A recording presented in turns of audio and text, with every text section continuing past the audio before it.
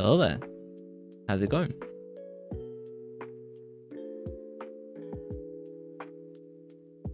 I double checked Twitch to make sure it's cool.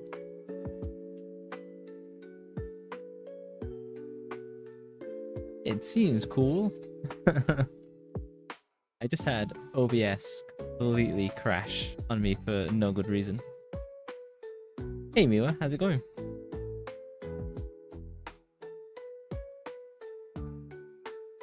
Right, take a drink.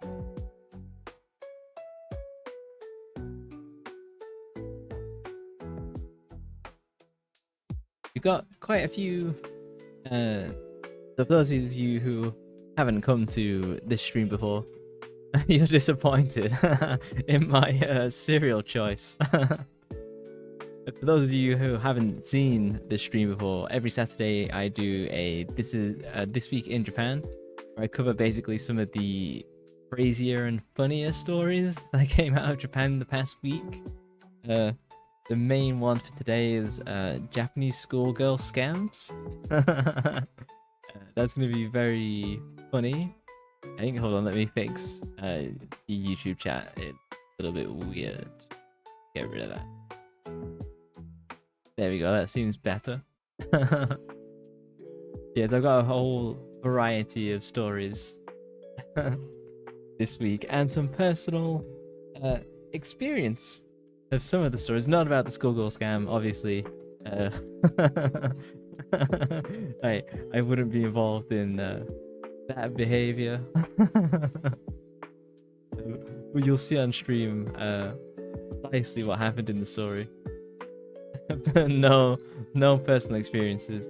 I was a teacher, and an assistant language English teacher, so I was involved with students, but I wasn't pimping them out, so the story's not even about that. The story goes in a completely like random direction that you wouldn't expect.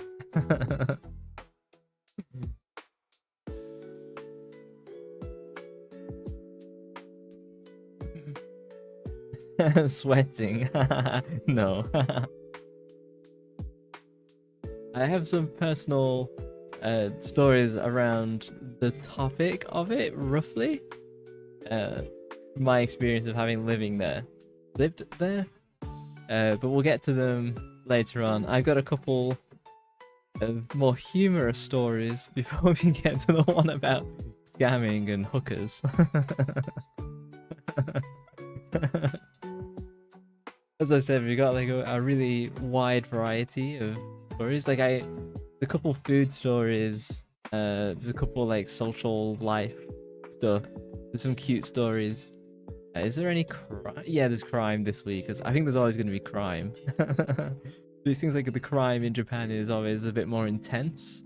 Not in terms of like the crime being committed. Intense in terms of the weirdness. With that said, I will jump into the first story from this week in Japan. The first crazy story that we covered. Well, it's not crazy. I thought this was more interesting. And I have some personal experience of robotics in Japan. I thought it'd be fun to talk about the story, do some memes, and talk about my experience. Right, I will get going with Robo Basketball Record. So, Toyota's new humanoid robot, Q, has set a new Guinness World Record for the farthest basketball shot by a humanoid robot at 24.5 meters, which is basically like 80 feet. So Q is specifically designed to mimic human movements, so it can dribble, it can pick up balls, and it can make shots independently. So the goal of this robot is to like eventually make it fully bipedal. It's actually on like wheels at the moment, but they want to make it bipedal like the Boston Dynamic robots that you've seen. You like, is it Atlas and P? I think it is. Or maybe I'm just saying the robots from Portal 2. Anyway, so they want to make the robot bipedal so it can like manually adapt to environments on its own, like all the cool robots do. And you can see its hideous face here.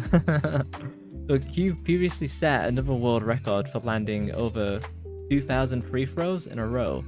when I was actually researching the story, it sounded like Hugh the robot could have just kept doing this indefinitely, but the developers got so bored of keeping count that they just stopped. Which kind of makes sense, because if a robot's just throwing free throws after free throws, like someone's gonna be around to pick up the ball and give the ball to the robot. You know what I mean? So I don't understand why they just gave up, because it'd be hella boring. And so I do actually have video footage of the baller shot. Let me roll clip. And they're playing it in slow-mo, so it looks like, you know, the Air Bud films. And the slow-mo makes it look way more majestic and funny. So it's, as you interact with the robot, like you can see the robot innards. And how they're working on the various like mechanics of the robot and stuff like that. And it's training it on like human vision and recording basketball footage to like basically like train the robot, like have like more accurate shots and stuff like that.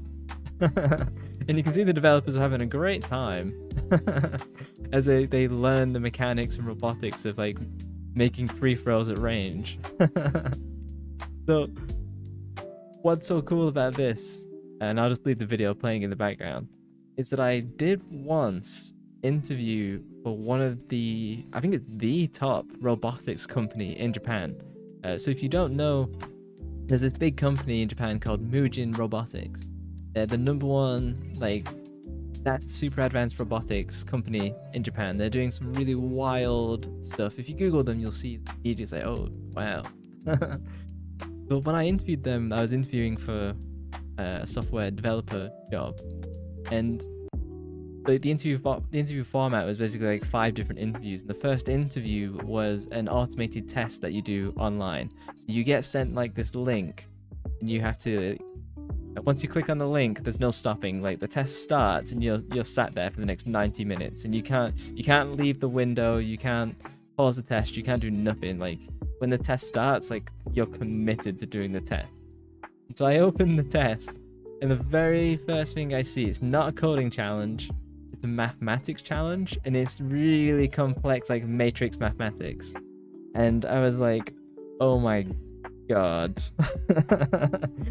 And so I absolutely just struggled through all this like really complicated math that I didn't go to college for. And then I finally get to the coding tasks, and I can just like breeze through them. It was just so overwhelming being hit with like all of the matrix math. And you might be like, you're interviewing for a robotics company, of course they're going to have complex math. And yeah, absolutely true.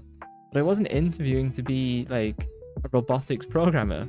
I was interviewing to work on their websites. So I had this super hard interview, and then I somehow get through. And then they're interviewing me for the next phase, and they're hitting me with all these like robotics questions, and I'm like I'm making a mess of the interview at this point, because like of course I am. I don't know what I'm talking about. It's robots. That's not what I program. I program apps, games, websites, not robots. I've done some AI, but I haven't done robotics. And it kind of gets like halfway through their interview, they're kind of getting disappointed, I'm getting mad. And I end up pausing the interview and being like, I just want to double check that you're interviewing me for this role and not these other roles that I've seen. And they just straight up say to me, oh yeah, we're not interviewing for that role anymore. This is only we're only interviewing for robotic engineers now. And I was like, but you've got a recruiting team, like who didn't manage this? And then, like 5 minutes later, they just end the interview, and I never like hear back from them again. But it's just like such a weird interview experience, and I've had so many of those. It's a combination of people don't want to do HR, which is fine. I hate HR, but like in developers and engineers specifically, it really doesn't go well. Yeah, don't get mad during interviews. I say mad, I was definitely molding, but I wasn't mad. I was more like, what are we doing here? It's like imagine going for an interview for I don't know, for a carpenter. I don't know if carpenters have interviews. And then they suddenly start asking you to like lay bricks. Your only response is, well, I can have a go. You had no idea. Miwa had no idea that I applied to work with robots. That's really cool. Yeah, and the job listing was kind of like, oh yeah, so like 95% of the time you'll be working on the website and the various other kind of back-end stuff that the robots interact with, but you wouldn't actually be programming the robots. And that's why I applied for it, because obviously to work on high class robotics like they were doing, you have to be like, you basically have to have done math and computer science to a really high degree, which is completely reasonable. That's not me. But I wanted to work for the company because I thought it sounded cool, and over time I was interested in obviously exploring robotics, but like, and that's definitely how they made the job description sound. And then when I got to the interview, that they weren't interested in that at all. You could even do accountancy. Yeah, I think robotics would be fun, but I don't know if I personally find it that interesting. I know that there's a lot of people who work for robotics companies. Like, I even know one person who works for Elon Musk's robot team. What is it? I forget what the actual. I know the robot's called Optimus, but I know that they would do that job for free. That's the kind of people who work in advanced robotics. That wasn't me. So I was interested in being attached to the team and fix all the errors and get bored. Yeah, but that's my robotics interview story. It was cool to have the interaction. It was just that they kind of mislabeled it, and then, or they changed the job description like halfway through and then didn't tell me. So I was basically just completely like fish out of water. and that's a really bad spot to be when you're interviewing. I mean, there's definitely ways you can laugh about it and stuff like that, which is mostly what I do. But yeah, it can only work for so long. I've definitely talked on stream before how I interviewed at like EA and stuff like that. Yeah. I'll move on to the next story for now. So there's going to be a lot of puns for this one, hopefully. For ecchi Burger King. So Burger King Japan has been sending out subtle subliminal messages with its recent burger release. So the 1 pounder is 4 slabs of meat topped with a healthy serving of spicy white mayo on top. Now, you might be thinking like, hang on, what's so ecchi about the 1 pounder? Well, as we look at this kanji here, which is official kanji, it's just that they've, let's say, endowed the characters. So basically the kanji is translated as big inside. And we can clearly see that they've adjusted the kanji to look like cock and ball shape. So it's not a stretched, put together, the 1 pounder and big inside. The 1 pounder was my nickname in college, by the way. But in general, Burger King is straight up built different, and they have a reputation for having spiciness in their marketing. I'll take a look at this next picture. So, this was a few years ago, but when a competing McDonald's store shut down in Akihabara, Burger King posted this outside of their store. And in summary, it basically like thanks McDonald's for being a pleasant rival on the same street for like the last 20 years, and it recommends that people visit that McDonald's store one last time. But there's something sus in the message that they left. So let's zoom in. So if you can't read this, it says Watashi tachi no kachi. This basically means victory is ours. Burger King Japan definitely has like old school Wendy's Twitter vibes. If you remember that really sassy account all the old like Sonic the Hedgehog account before like it became too corporate. So Burger King Japan is super sassy, and I legitimately think Burger King Japan is way better than McDonald's. Burger King Japan has really good quality burgers, and if you're gonna go somewhere like that, I'd recommend Burger King Japan. You're gonna lurk for the next 5. Cooking dinner.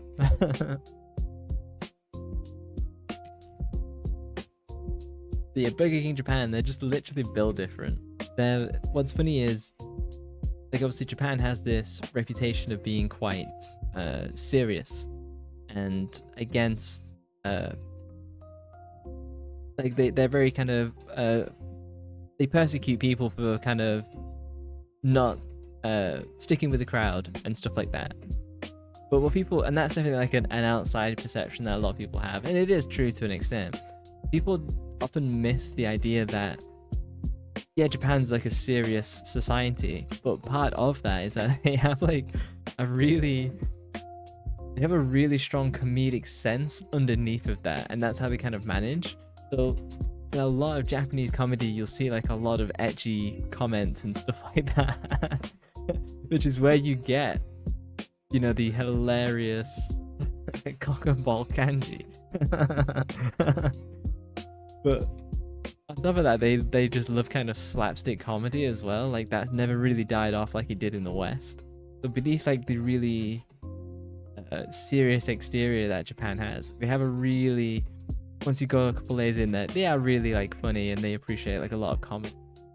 But it's just rare to see like a big brand like Burger King Japan roll with this and like really lean into it like this hard. But I'll move on to the preeminent story of the stream. And this one is a warm-up to the Schoolgirl scam, because it all ties together. So Osaka has a lot of attractions, you know, from famous castles to the Dotonbori Canal and lots of really cool like cyberpunk-esque streets. But it also has another attraction in the form of Tachimbo. Basically, effectively translates to prostitution. So prostitution is illegal in Japan, but much in the same way that gambling is also illegal in Japan, there are just ways that people get around it, because obviously it's profitable for as a segment of population. And so very often young women occupy certain streets that develop a reputation, and they simply, air quotes, stand around checking their phone until a customer approaches. This means that they're not technically breaking the law because they're not soliciting and advertising these services. They're just kind of hanging around. And so if these women do get a customer, it's often played off as they're just meeting a friend. And because no money is exchanged until those involved reach a love hotel, that often means it's all behind closed doors and it can't be monitored, so the police can't really step in because it's not visible prostitution? Question mark. But there have been over 30 arrests this year alone, and obviously we're in December. That's obviously like a really small number compared to like the actual number of women doing this. So as a result of this, because Osaka has a really big like issue with this, they've taken steps to stop these women from just simply, air quotes, standing around in certain areas. And they decided the best way to combat this behavior is to make a yellow brick road. So, I'll play the video. But basically their idea to combat this prostitution is to paint the streets where they stand a really bright color and incorporate like wildlife aquatic paintings. It's such a wholesome idea to combat hookers. Painting like a yellow brick road. But to me, this kind of just means like you can literally just ask for directions to the golden road and quickly find yourself a hooker. So I guess at the same time it becomes a little bit more socially awkward to be standing on that yellow brick road, because it's kind of like you're there for one reason and one reason only. But it also kind of just begs the question of these people just standing around like somewhere else. Like they'll just find a new street that's not gold, that doesn't have the aquatic paintings, that isn't like super brightly lit, and just like listed their services there instead, right? So I took a hit for you guys, and I did more research on this shady industry. So, I don't have personal experience with this, but apparently the price is heavily negotiable since it's not a legal trade. So people just kind of work it out as they go along. I imagine the prices are different for the different types of service, shall we say. So additionally, what surprised me was that according to the statistics, it's actually many non-Japanese women doing this, as in non-native Japanese women. And the most people that actually do this are people who don't speak Japanese at all. So it's kind of like, oh, the majority of prostitution in Japan is by foreigners. It's not to say some Japanese women don't do it, obviously some do, but it's mostly other like kind of Asian native people going to Japan and then like doing it here. And so my personal story of this is that when I was in Tokyo, I definitely saw people standing on like street corners at night. Sorry, I saw them standing on street corners at the start of the night, and as I would be coming home from a night out like 4 or 5 hours later, I would then see these same people still standing in the same spot. And obviously, like, I just thought that was weird at the time, but I didn't put 2 and 2 together because I just thought I don't know, they'd been stood for a day, or maybe they went out and came back and now they're looking to get a taxi from this place. I didn't think that they were actually just waiting for a customer. Which goes to show how innocent I am. So this is a legitimate lady of the night. But I chose this picture because I actually found several, because like she's fairly unidentifiable. You know, she's wearing a mask and stuff like that. But yeah, it's actually really, I didn't know this was such a big thing there, even when I lived there, because it's not something you see, and particularly in Japan, because I know it's heavily policed and stuff like that. So I was quite surprised when I came across this story, and surprised at how they decided to solve the problem, or air quotes, solve the problem, by just like laying a yellow brick road. It's such a Japanese idea. This does lead me to like the main story of the stream. And this one's a doozy, so the previous story about hookers reminded me of this older story regarding a schoolgirl scam. So a group of high school boys decided to create a profile for an online dating app, pretending to be a high school girl. But this app also allowed for voice chat between users. So one of the boys was 13 years old at the time. He decided to complete his voice acting debut by pretending to be a girl on this dating app. So through this app, the group of high school boys managed to lure a 20-year-old college student to a quiet park under the offer of meeting up to have a sexy time. Upon arrival, however, the group of boys jumped on the man, assaulted him, broke his nose, and stole all of his money. The boys then did this a second time, and they set up yet another sting operation. But this time, the mark didn't show up. They found a random 55-year-old man on the street and beat him up instead. When the police finally tracked these boys down, one of them responded about their recreational use of violence, saying that it was just fun making fun of them and beating them up.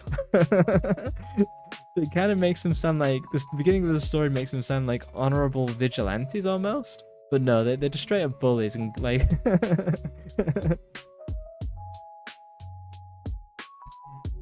Hello, sir, 1 pounder. As I said, that was my nickname in college.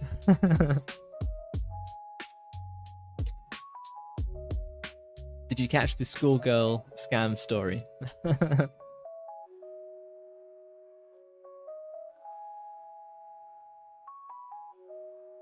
Yeah, it's so funny to me that a group of high school boys pulled this off, and obviously that they were. It's so funny because it's like they're almost starting their own gang, where they just like lure desperate men and then rob them.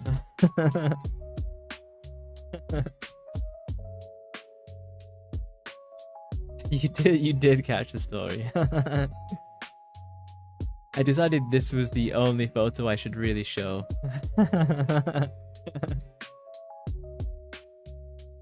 yeah, the schoolgirl scam story is actually quite a few years old, maybe like 4 or 5 years old. But I just thought it because it was so attached, like the hooker story. I just thought it was really good to connect the two. I'll move on to the Sushi Bear restaurant. So a brand new restaurant has opened in Asakusa called Sushi Bears, and it really lives up to its name. Like, look at this cute bear in sushi. And so this bear is quite literally made out of tuna. So let's take a closer look. Look at this. Look how super cool it looks. And everything you see is edible. So sometimes the bear is on top of the sushi mountain, but sometimes he's also lying in a bathtub of sushi. So we can see the talented chef and business owner here. And it's such a unique and genius idea. Like, it's cute, it's fun. Like, I would definitely go if I could. Like, be an awesome spot, like, first date. And these sushi bowls are only $16 a piece. It's really, like, quite inexpensive, I think, for what you're getting. So talk about making a good first impression if you do take someone on a date here. So the only problem in Japan with like super Instagram spots like this is that they're just often just like fully booked, or you end up waiting outside for like an hour and a half to like get in. So that's the only problem with these kind of things. And for me, whenever I go to somewhere like this, I'm so hungry after waiting for so long that I just immediately start eating and don't take the picture. You want the bear. We'll go back to the bear. Which bear would you have? Would you have the bear on the sushi mountain or the bear in the bathtub? I'd definitely go with bear in the bathtub. I think bear in the bathtub looks cooler than a bear on top of the mountain of sushi. You see, you got salmon roe, salmon. I always forget what the name for this is. Now is the bear worth 1 hour wait? So this is interesting. Option 2. You want the bear in the bathtub. So my experience with sushi in Japan versus sushi in the West is that in Japan it is significantly different. When I've had sushi in England, it's always been like a little disappointing, which kind of makes sense because you just don't have like as much access to like fresh fish. It's not as much of the culture. But in Japan, like if you have like tuna that was caught on the same day, God, it tastes so good. And it's so worth the money as well. Sushi is actually pretty expensive. Like, if you used to go like once a week, you definitely rack up some serious bills. Maybe like, twice a month, once a month is a really good spot. Because once you start eating it, it's difficult to stop eating it. Look how nice this all looks. That's something we don't really have in England, or in the West in general. Like, people doing really unique stores with like a unique twist.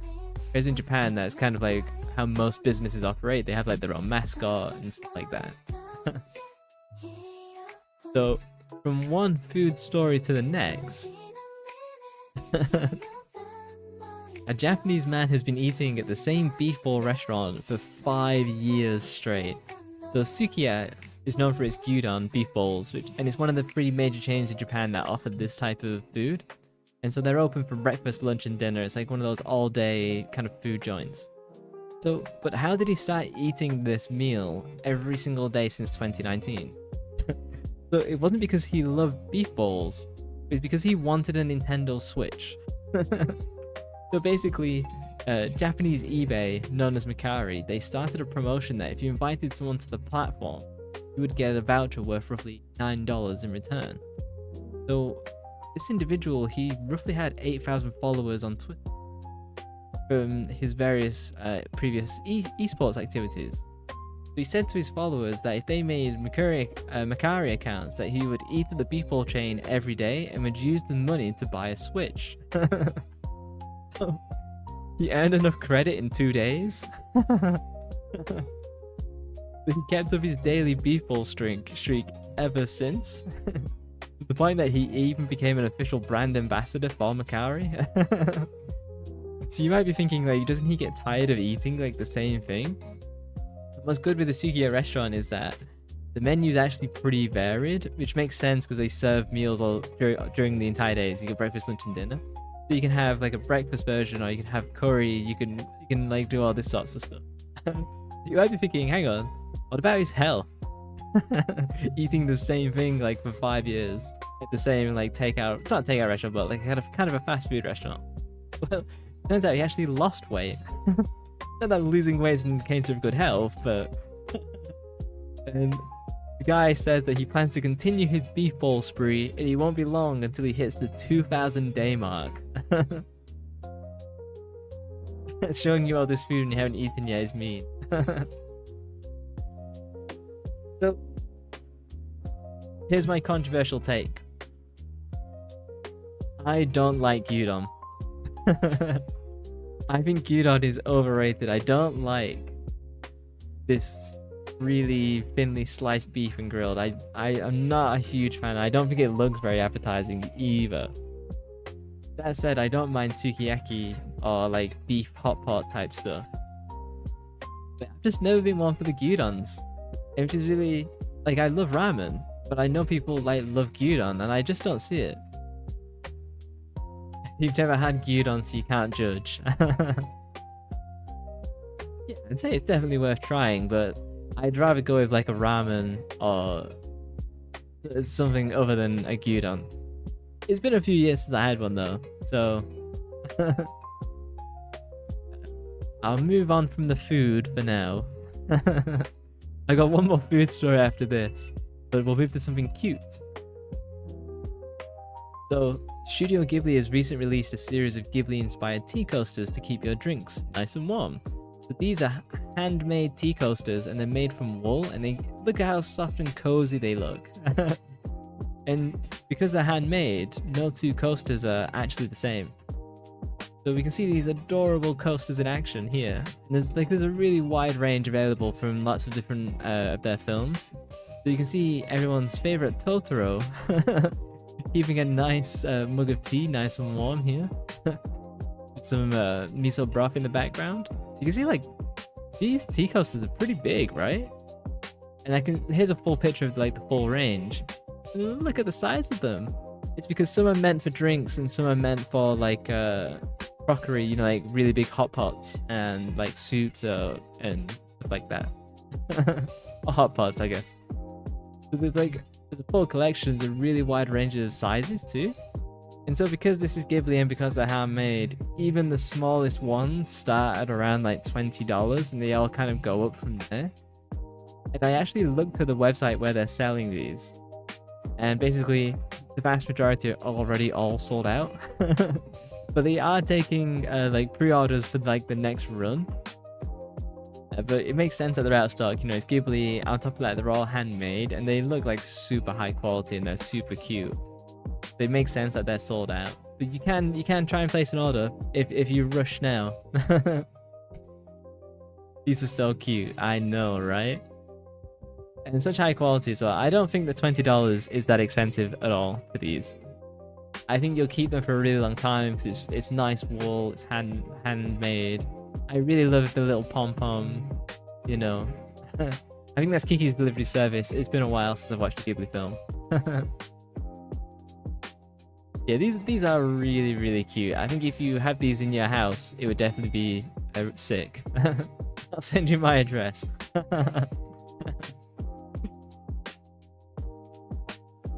Yeah, I think it's just getting hold of these is just so difficult. I think you definitely can. It's just that stocks are so low. But I'll go back for another food story. So at a restaurant in let me try that again. A restaurant in Kanagawa is offering a free fried chicken mountain for your birthday. So with a maximum of 30 pieces of chicken, you too get to experience Japanese karage for free. So this yakitori store is well known in the area for serving high quality food at reasonable prices. They've since gone on to offer this chicken mountain for free on your birthday. Now, obviously this sounds too good to be true. So there is some verification required. Like, you can't just walk in saying it's your birthday, where's my chicken? You first have to visit the restaurant as a normal customer. And when you go to pay, you have to fill out a form of your address and your birthday. So just before your next birthday, you'll receive a letter in the mail with this offer requesting you to book a table for your free birthday chicken. I think this is a great idea because it's a good way to get customers to come back. And I think that if you're having this much chicken, just whatever you would spend on alcohol would probably cover the costs, no problem, as well as the other stuff you'd probably buy. And because it's for your birthday, I assume you'd go as a group as well. You'd actually bring others with you to eat the chicken mountain rather than just rocking up as an individual and smashing your way through. I've definitely eaten alone in restaurants before, but I think getting a very specific birthday dish and going to this restaurant to eat it alone, that would be a little too much. Yeah, that marketing team knew what they were doing. I think this is a really great idea, because it invites you to kind of bring a group of people and have a good time and have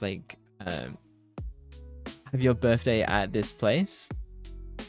I've never seen anything like this before. I think this is a great idea, and I would definitely go and try this out. And I think the restaurant looks quite nice. It's nice and bright, nice and clean.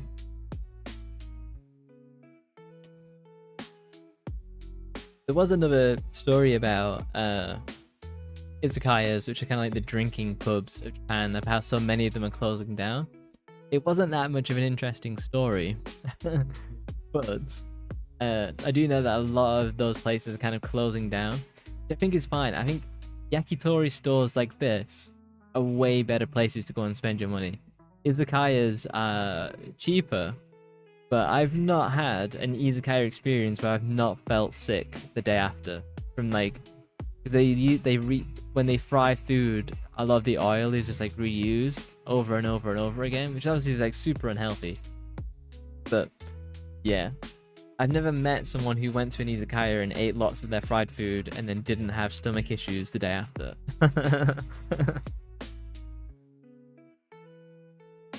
Yeah.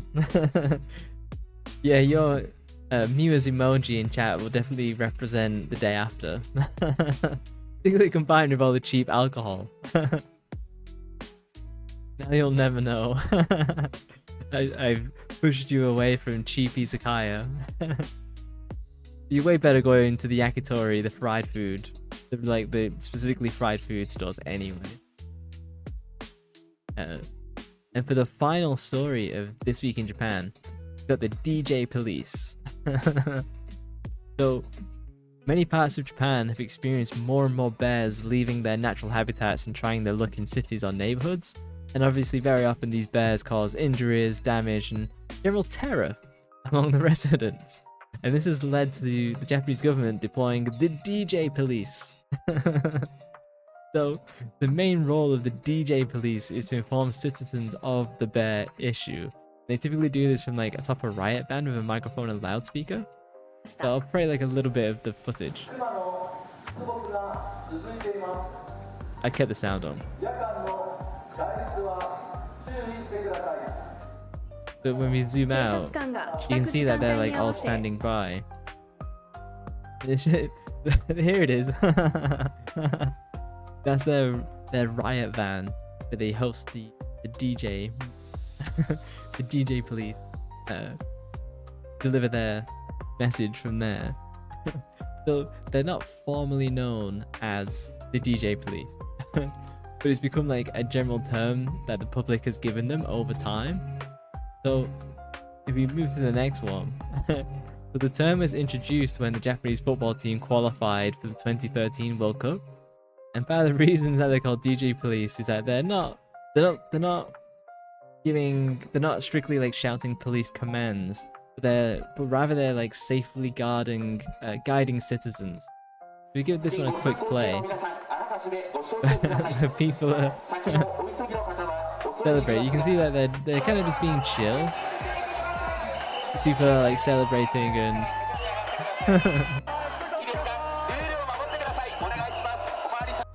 so what he's actually saying here is, look, all those serious cops out there, all those serious looking cops out there aren't doing this because they hate you.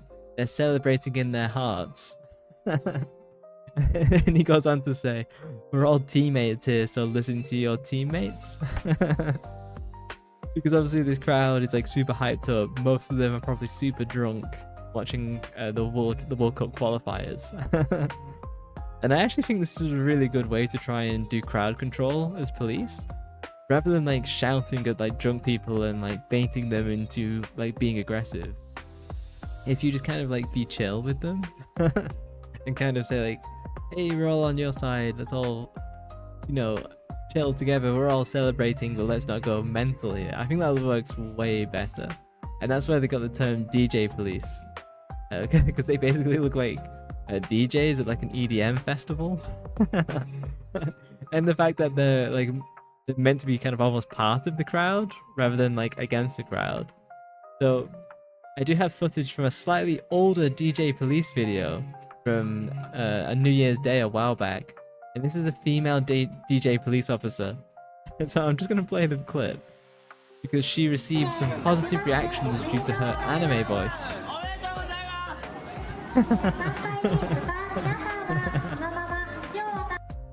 You see she's doing her thing, and like a guy immediately starts shouting like let's say positive comments toward the female. So you can see that the DJ police like pretty chill, and they generally try and work with the crowd rather than against them. I just thought that was a super cool story, because that's not something we see in the West. In the West we only see like aggressive cops, particularly in like large crowd environments where riot police are visible. But no, I thought it was just really interesting to bring back the story of DJ police in relation to bears breaking into the cities. And like, because the bears are coming down looking for food and stuff like that. But the reasons that they're coming to the cities I don't really know, but and that was this is quite nice. Yeah, and that's the end of this week in Japan. Wasn't that many stories this week, that's why, you know, we had to make do with robo basketball. We did have some fun stories, you know, to do with the scams and hookers. Oh, and the bear tuna. I was happy with the bear tuna. That is a really good one. We'll move to the bedrooms. Oh, let me walk in. Let me move from the office. There we go.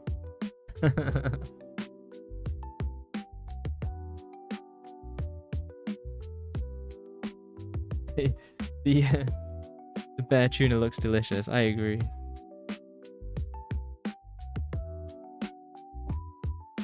And you finally got your food too. What are you eating this time?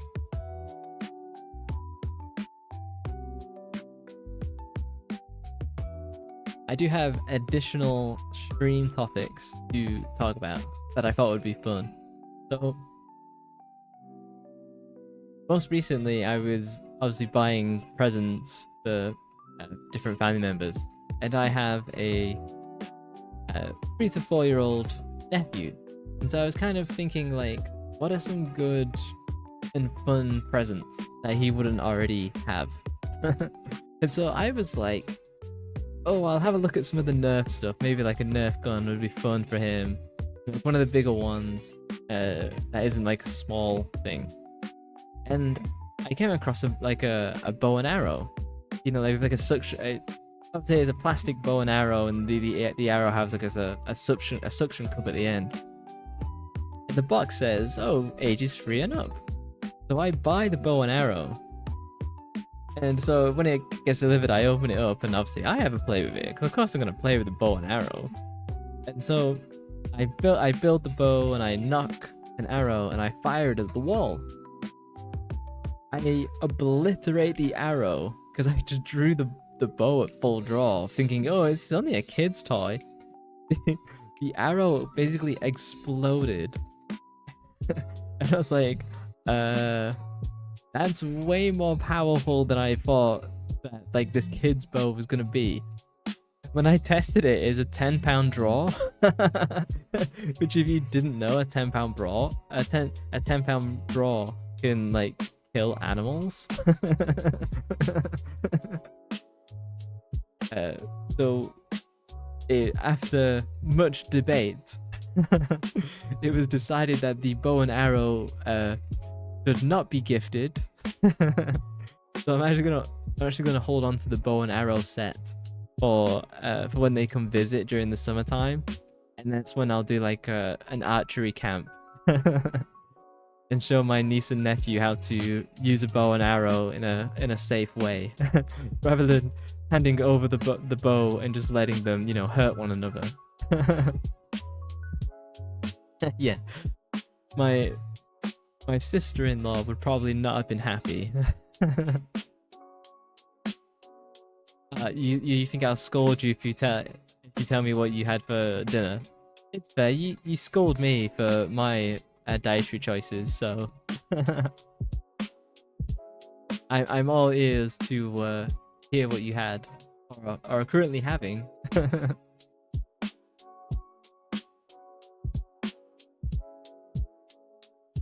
Yeah, it's so interesting trying to buy presents for younger children, because everything seems like really mature now.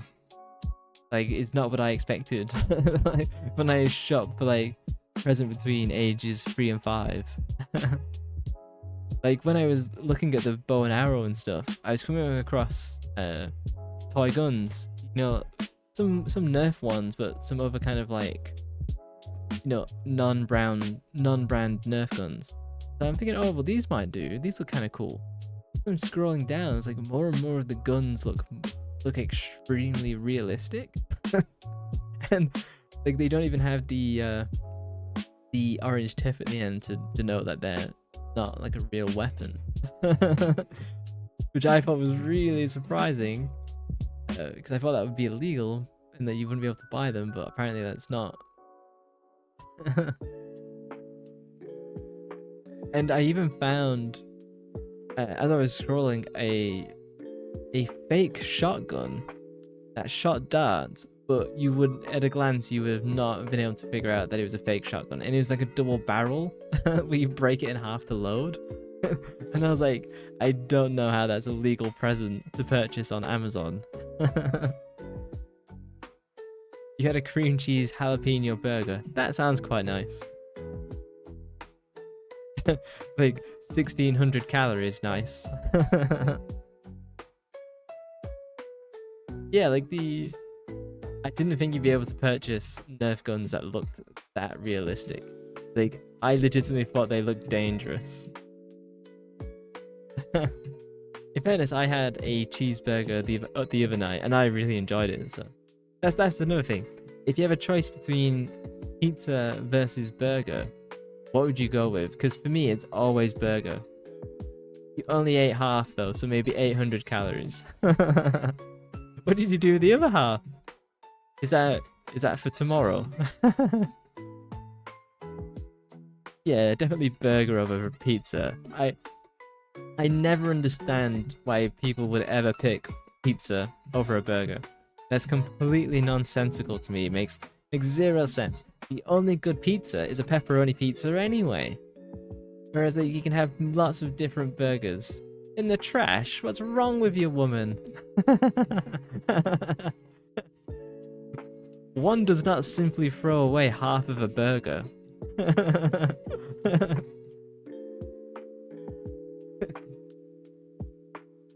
Surely there's other people in the residence who would appreciate half a burger. Cold pizza is okay. Nah, I barely think warm pizza is okay. With that said, every time I've ever gone to Pizza Express, my pizza somehow ends up both burnt and cold. How one manages that, I don't know. A cold burger is a no-no. You would be able to heat it up though. You can reheat at least the patty. Even the cheese, to be honest. The bread's a foregone conclusion. It would just be it just disintegrate in the interim like 12 or 18 hours. Alone. Home Alone, he eats half a burger.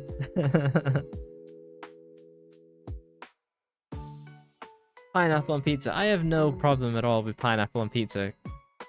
I don't see the beef. Because if you combine a pineapple pizza with some kind of meat, whether that's ham or pepperoni, bologna, whatever, then I think it's a totally fine balance. Get out, end stream. I take it you're against pineapple on pizza then. I legitimately don't see the problem with it at all. As I said, like, pepperoni pizza is the best out of the others. And there's not a world of where I would ever choose a pizza over a burger. Even like, okay, well, the last time I went to McDonald's, I legitimately thought that it was absolutely awful. You have a very questionable taste. However, but it's because I don't have pizza that often. You do agree that pepperoni is the best one. See, we've got someone who's watched Teenage Mutant Ninja Turtles.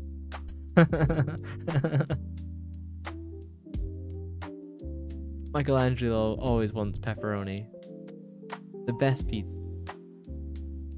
I have experienced real Italian pizza, and yeah, it is like really nice when you have it like super fresh. It's made by someone called Luigi who spent his life making pizza. It's great. It's done. A great pizza is nowhere near as good as a good burger. And like, I'm actually very judgmental about burgers now. I've become a burger connoisseur over time, of where I'm generally not happy with burgers that you get in restaurants. I'm much happier buying my own like high quality minced beef, making my own patties, adding my own like nice cheese, grilling it myself. Like, that's how you get a good burger, you know, balancing the lean beef to the fat ratio. 100% pizza is painful. I did used to watch what was that show on BuzzFeed? Worth It. I did used to watch like a lot of Worth It, and I saw them have like, was it like a $10,000 pizza? And it had like a gold foil, it had truffle, like really expensive truffle and stuff like that. And they were like, okay, yeah, the pizza's nice, but not $10,000 nice.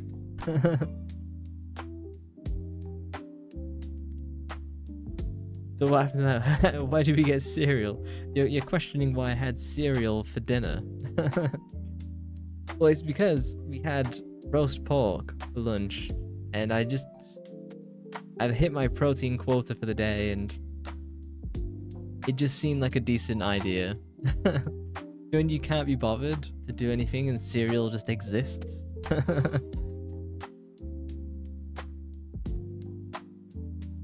No, I'm saying, where did grill his own burger?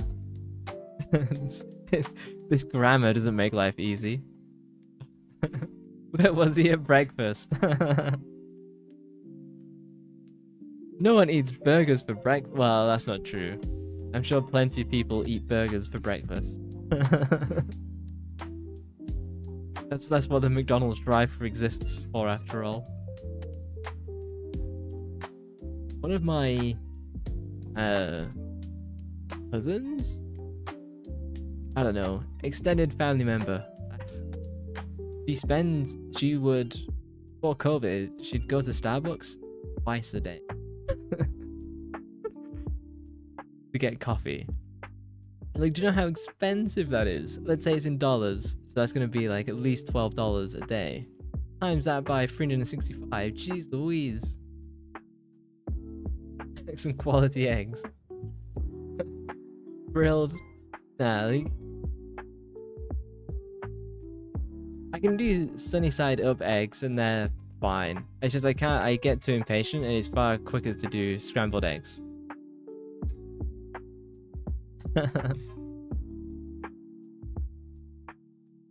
Yeah, I have been wondering what games to stream next. Like, Path of Exile was fun and interesting. I played a little bit more and I kind of immediately started to lose interest. So I'm kind of a bit lost of what to play next. Mush up the eggs to hide that they're already ruined. A month old eggs isn't gonna fix that. Yeah, I've been racking my brain of what I should play next and what would be fun to play next.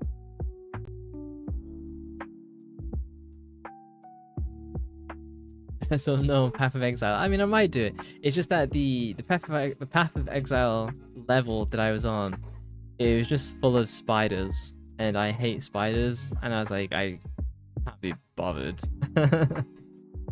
It's because, like, me to get through that area, it's like it's an hour's worth of gameplay minimum.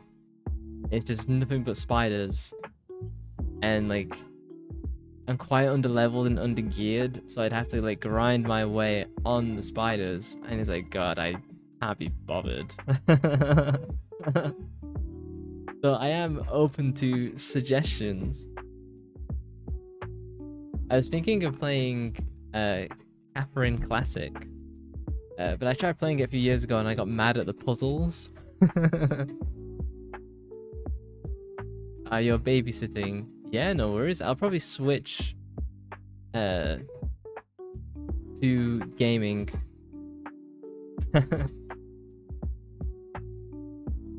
Who are you babysitting? Your younger sister is.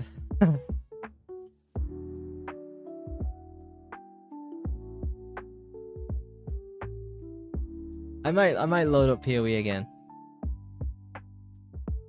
We'll see, but I do hate spiders and I just have to get through it.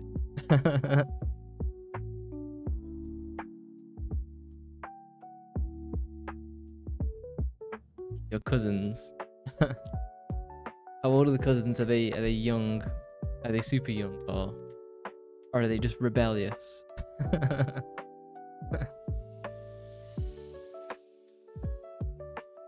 think I've only ever been babysat like twice. You enjoyed PoE.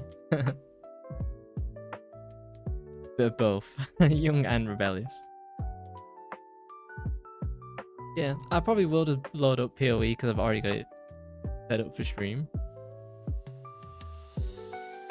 4 or 7. That little shit.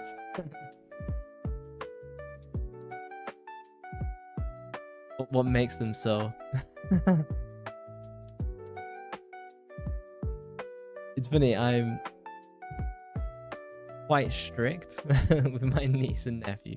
I'll be like, we're not doing that. But yeah, that's not how this goes. We're doing what I say we're doing. Just don't know how to sit still. Yeah. I think that's very common now because, like, a lot of parents just give, like, a phone or an iPad to kids, and then they kind of wonder why they, like, have no attention span. You know, obviously as a kid, I was just given like a Game Boy Advance. But I think that's way different from like an iPad or a phone. Simply because like a lot of the games today on those devices that they're just training kids to be gamblers basically. Game Boys. Gotta go, but I'll talk later. Yeah, no worries. Thank you. I will catch you later. Have fun babysitting your younger cousins.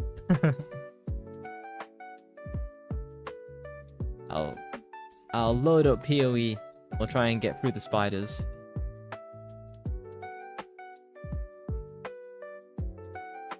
Rayman and Game Boy. I only ever played Rayman on N64. Yeah, wish you luck. Yeah, good luck. At least your hair isn't as long anymore, so they might not be able to pull it.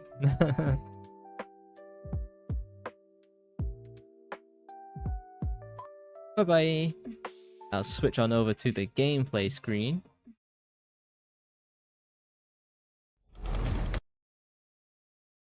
Let's hope the audio works straight away. They'll still find a way, yeah. That makes sense.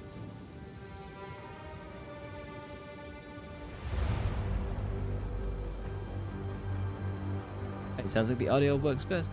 Nice.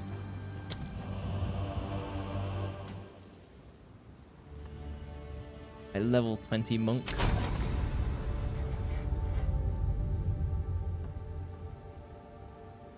Oh, I need to turn the game volume down. Knock it down to 16.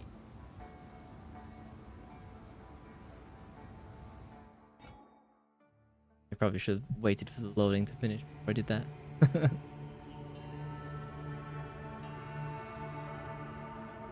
Let me just check the volume again. That's not too bad. Let me change the stream title.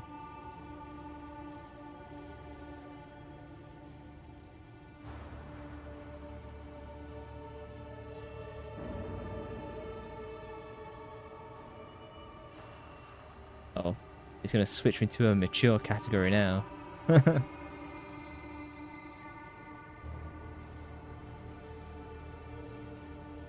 Path of Exile 2.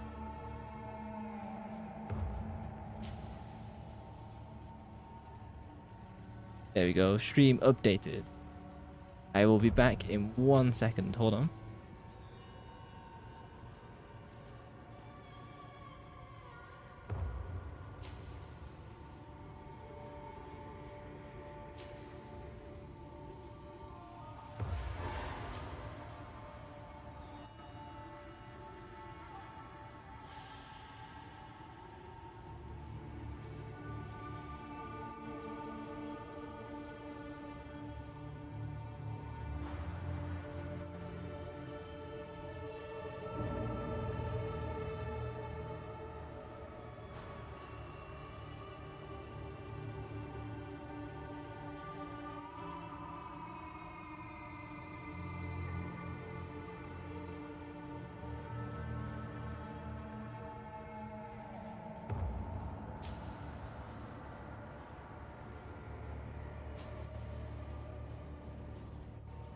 Open my window.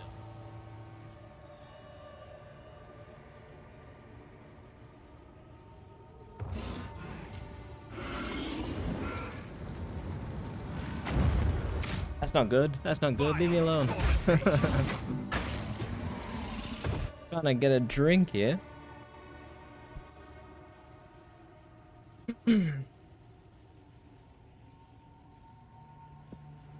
Get back in the zone. PoE. I've actually been playing. Oh, god damn, the fucking spiders give me a goddamn jump scare.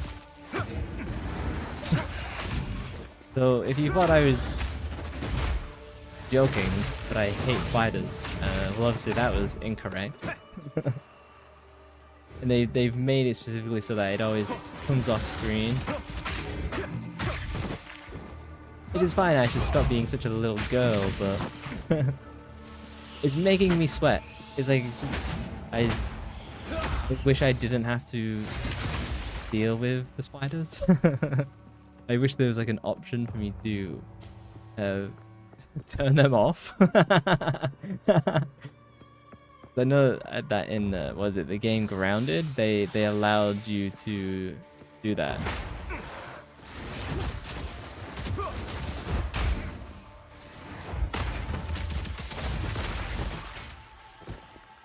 Those, what are they? They're stalkers or whatever they call them. So then say there's something slightly different.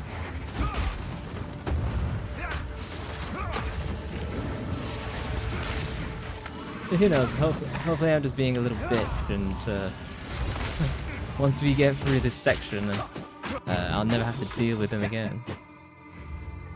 Oh, let me clear. Go away, Twitch notification. Ah, sod it.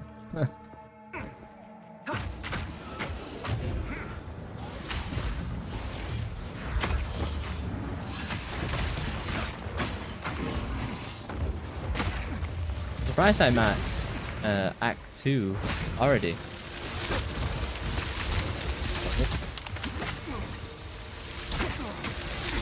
I thought the game would be like a lot more of the game.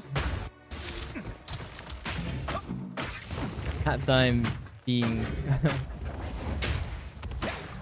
just like way more of the game. But it is early access. I'm probably being too judgmental in that regard. Oh, damn. It's pushing me towards the place I don't want to go. This area here is a big spider hole, and I don't want to go to the spider hole.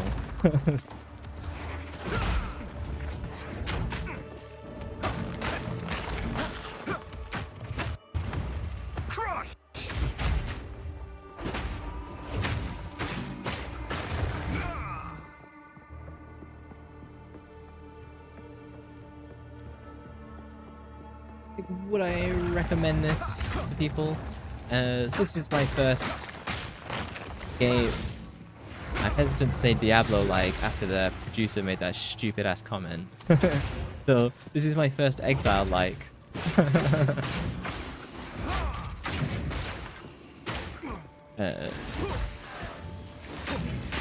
I'd recommend people. Well, this game is going to be free to play when it eventually like releases for real.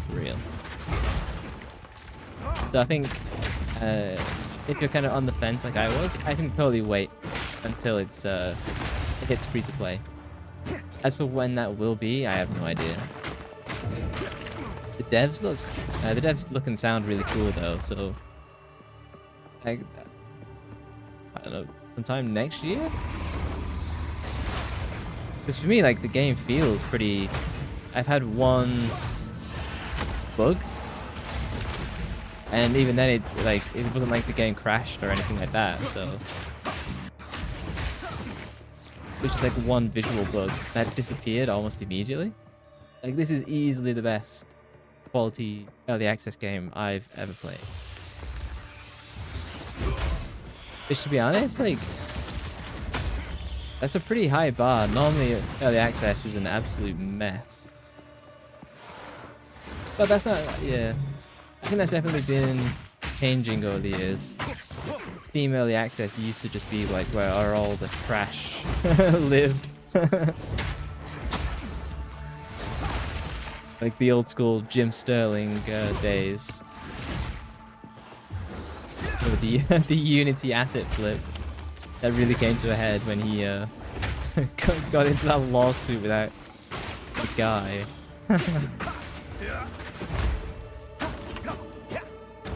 I've not watched Jim Sterling in years. I think he's called Stephanie Sterling now. No, I cannot. Well, let's go sell.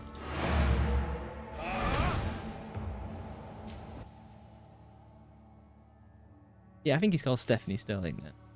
I think I stopped watching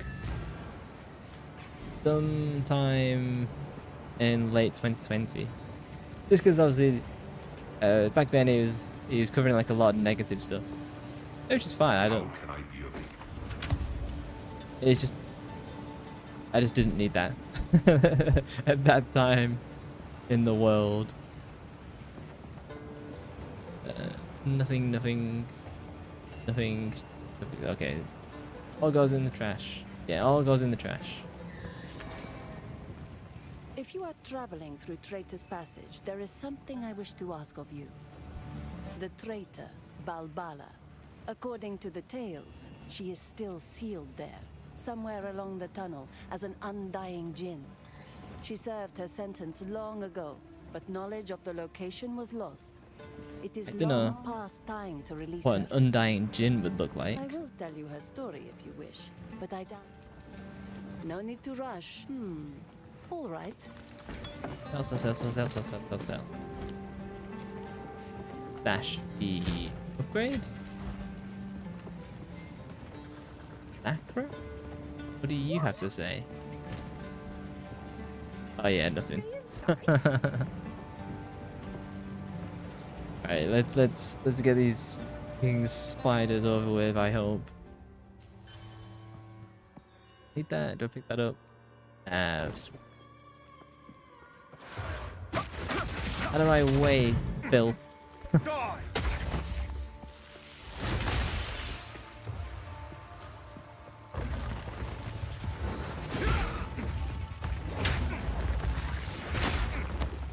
God damn, every time it comes out at the end of the screen, it fucking jump scares me.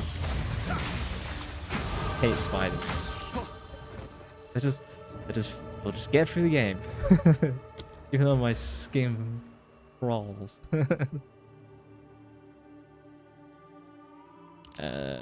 This one. What is it you're gonna get me? Pin buildup? I have no clue what that does. Okay, let's not go down that path.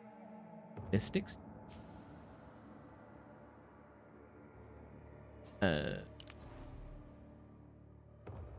Friend. Dude, am I missing? Do I have to... Hang on. Let go. There we go. I don't know what was going on. And that gives me... God, I have no idea what I'm doing. I'm like that dog meme, that dog scientist, where like he's in front of the test tube and it's just like I have no idea what I'm doing. That's me in this game. I'm just gonna aim for this. Great, that looks cool. I don't.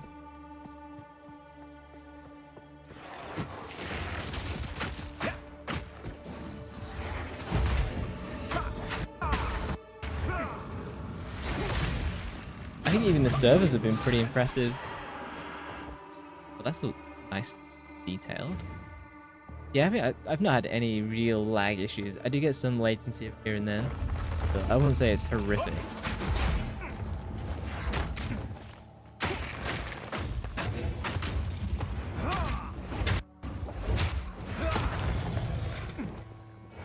Oh yeah, Astrobot won Game of the Year versus Blacksmith Wukong. That is stupid.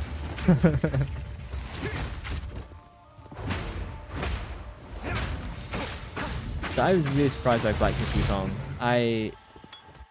You know, it's from a Chinese developer. He kind of had that reputation of it's gonna be like some gacha trash, you know. And the developers were aware of that. I still think it ended up being like a great game, and it really kind of shattered that preconception of Chinese developers.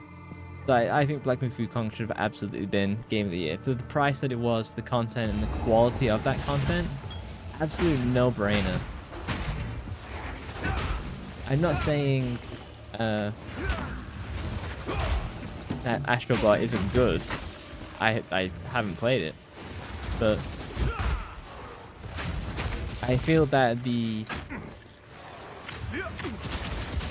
Damn.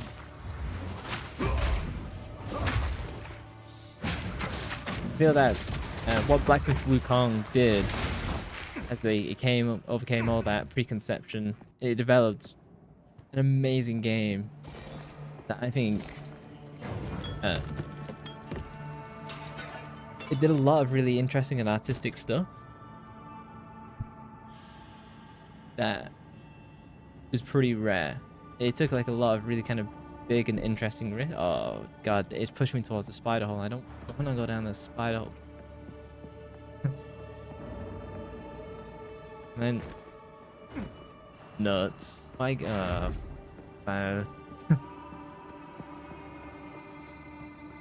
okay, we're nearly at the end of the map. Let's just get through the map. If anything comes at me, we'll just shock it.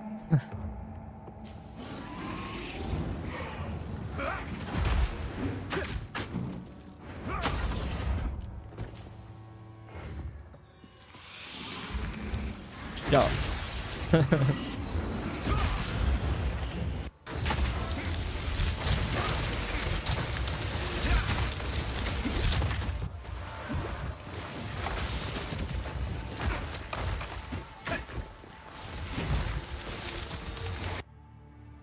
Whoa, massive lag spike.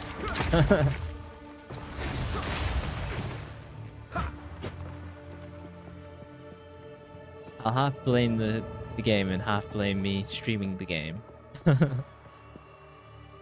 traitor Balbala has been sentenced to 1,000 years of suffering as a djinn, bound in this place of her dishonor. Let no woman or man of Marikath blood enter her prison before her time is served.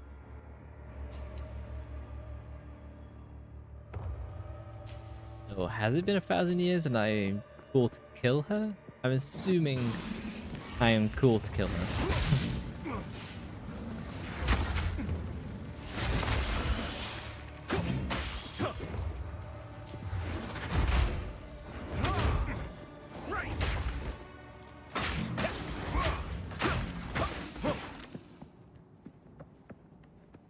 I'm assuming my mission is to just murder.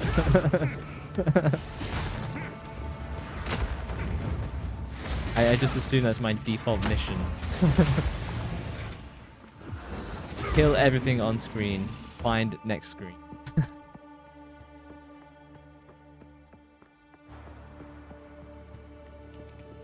I'll just keep running this way, I guess.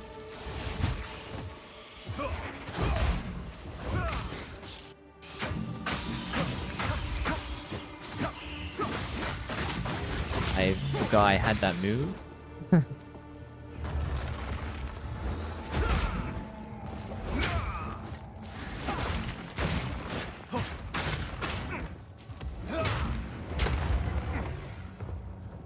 It looks like the old wrap around anyway. Yeah, I really think Black Myth Wukong should have won Game of the Year. I'm not saying Astrobot sucks. Something has been sealed away Oh? here with great ire. It's just that Black Myth Wukong was... Oh, this Jin? So this is the legendary traitor. They're like impaled.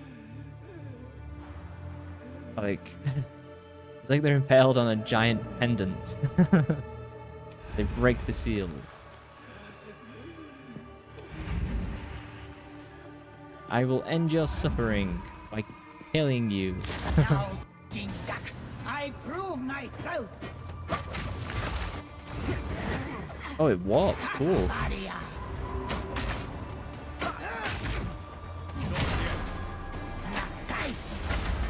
Oh.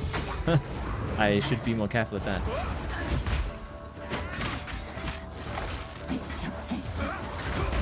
Mists of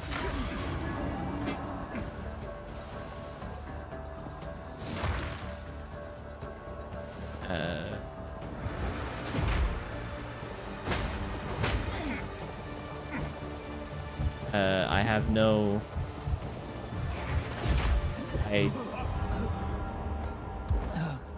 Am I supposed to do something there?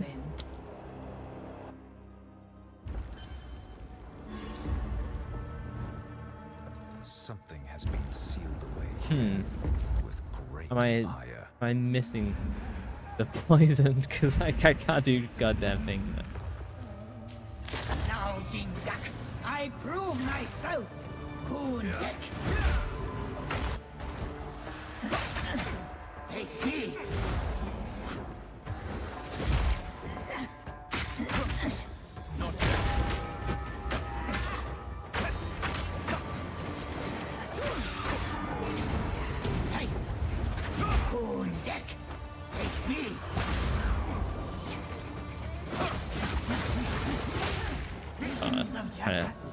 boss, that was a bad idea.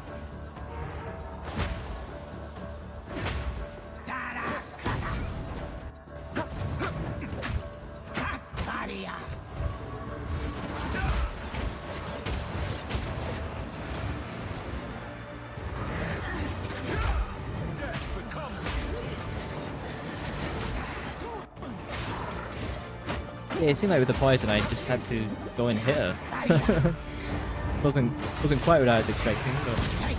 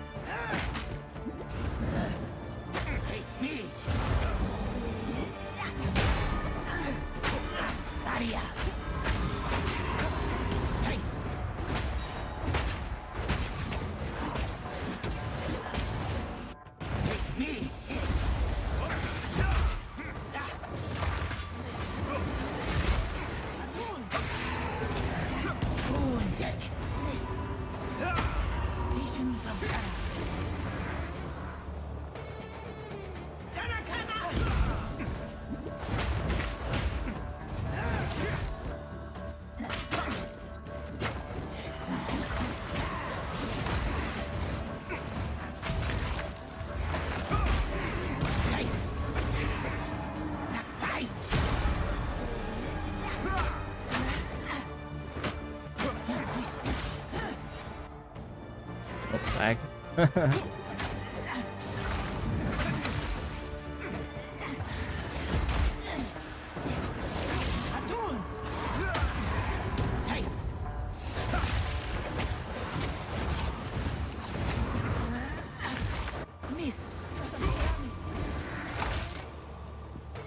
You always go through the same. The hell is she then? I have to like approach her. That's interesting. Thunder!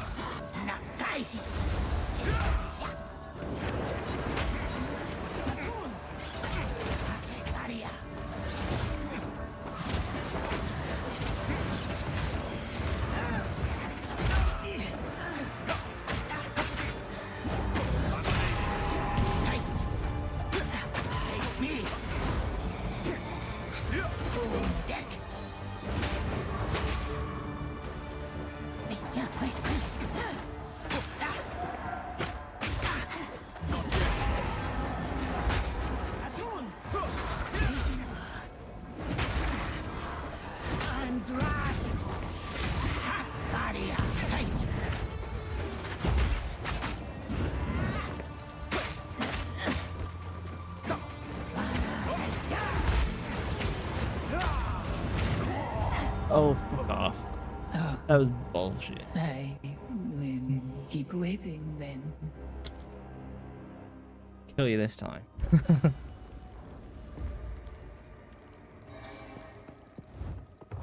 Something has been sealed away here with great ire. I wish the bosses would just like insta spawn. Now, Jinga, I prove myself. Aria. Rather than having to like sit through the respawn animation each time.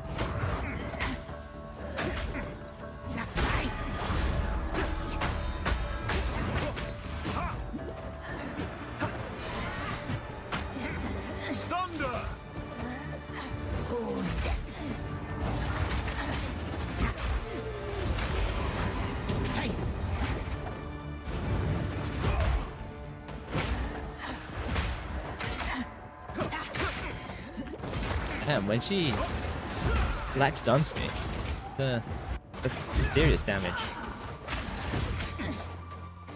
Lag.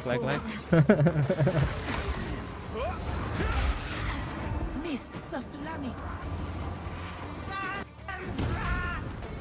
Face me.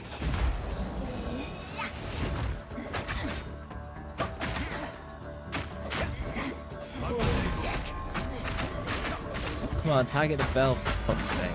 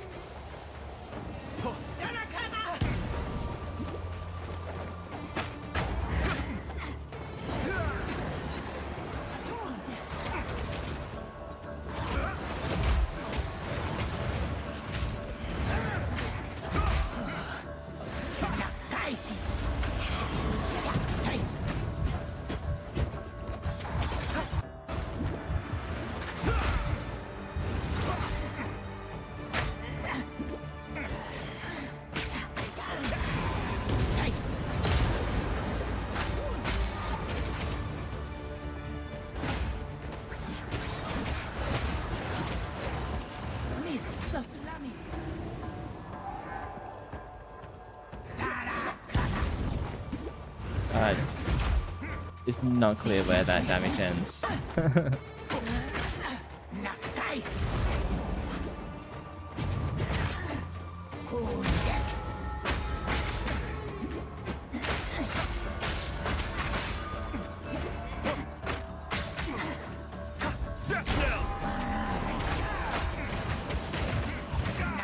God damn it.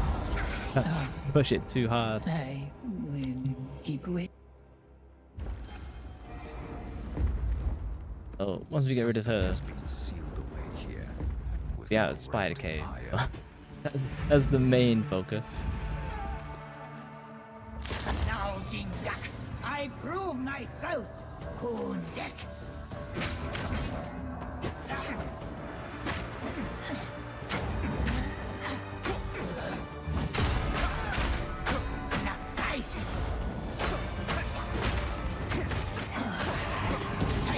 What? There's no way that hit me.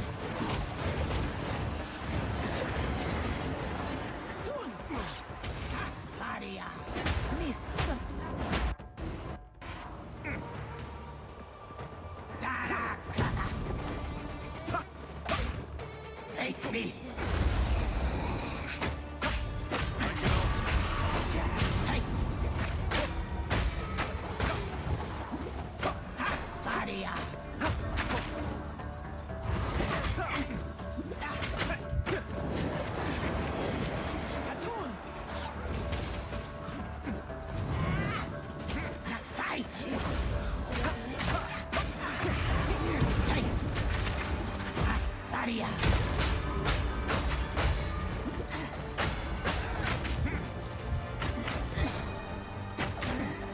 Visions of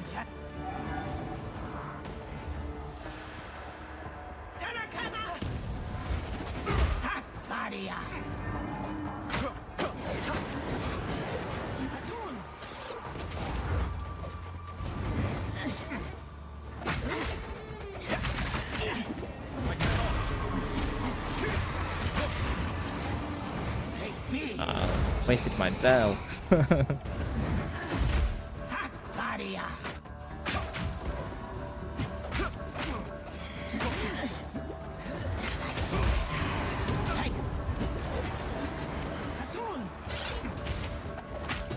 Face me.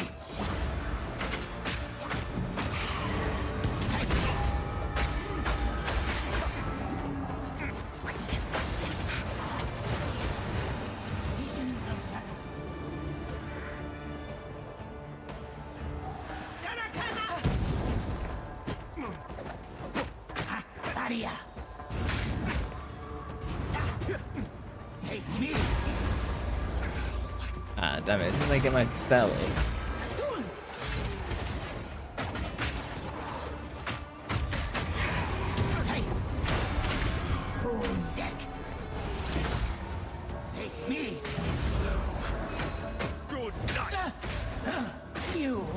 bell. Come on, let's go. Let's go. Go. This is where I get greedy.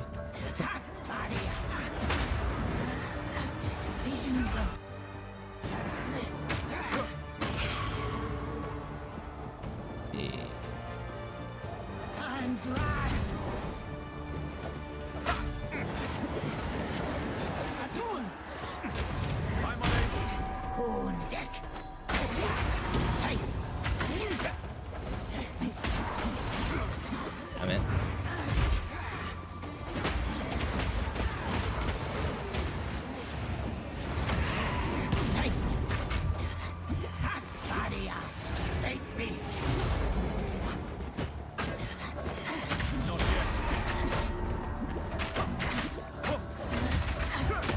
Come on, there we go.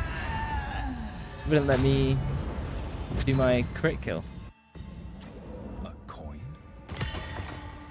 A coin? I've no room for that. Do I toss?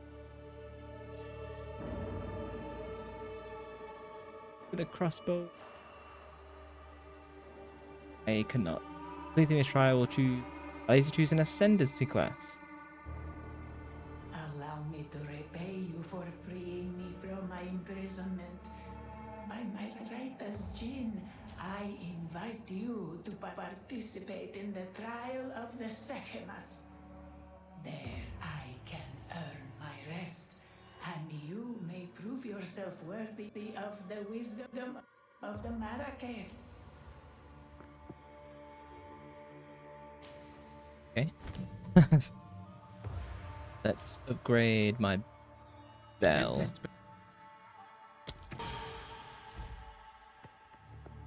Then the trial. Ascend Traitor's Passage. I'm not done here then. I need to go left and up.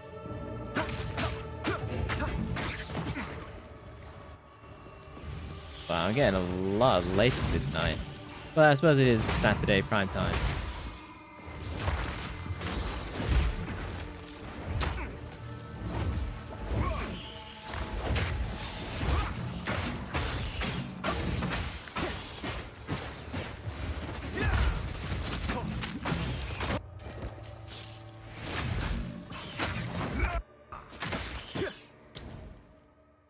Okay, so now we have to return to the caravan. Okay, let's do that.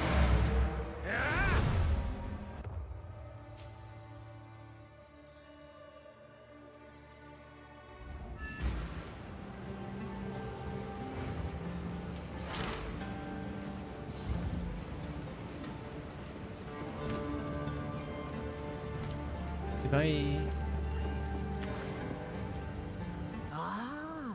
You released Balbala, the traitor?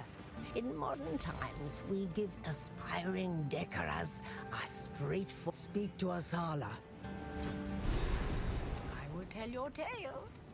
So, you released Balbara from her prison, and she fought well. Hopefully I never have to do Good. the spiders again. She may now earn her redemption, if the ancient places still hold power. Her barrier. My wares are renowned. Okay, well let's go and fill my drinks. Quickly. Identify. 260. And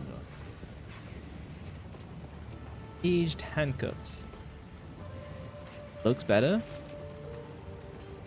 Yep. Dryad bow. Nah, everything else sucks. Got it. I hear you. Browse as I Sell, shall sell, put sell, this sell, to sell, use. sell, sell. Eat. Take care. Where's my dash? Bitch. And I have to speak to someone? Yes. Uh-oh. Yes.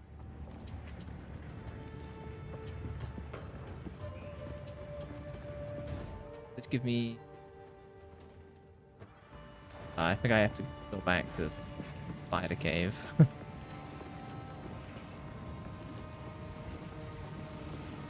Yeah, it's just Young about. Ah, in modern times, we give a speak to Asala.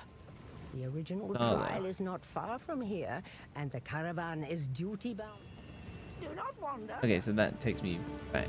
Okay, so let me have to go and clear this dungeon then.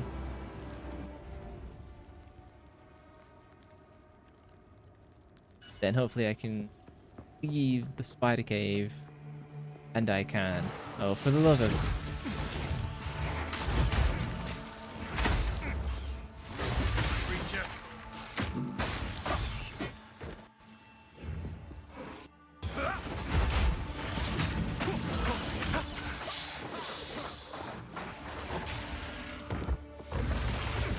Do I just run through this? Should I be bothered?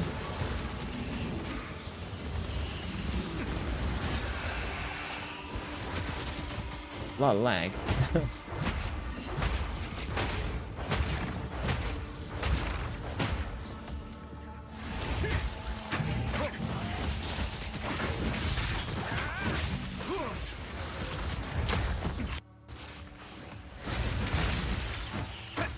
I'm really feeling the latency now. The traitor Balbala has been sentenced to 1,000 years of suffering as a djinn, bound in this place of her dishonor. Let no woman or man of Marakat blood enter her prison before her time is served.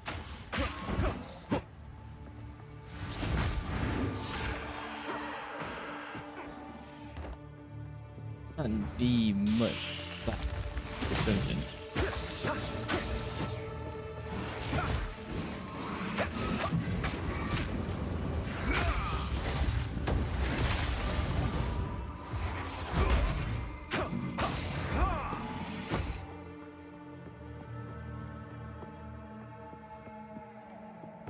I'm looking for a passage from which to ascend. I assume this is it.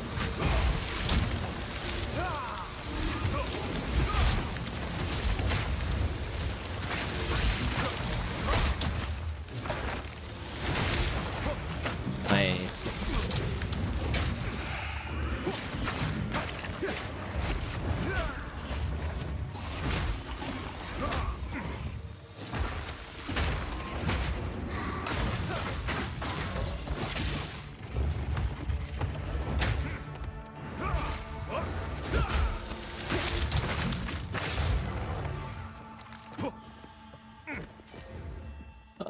Got a chest. That's one thing. North.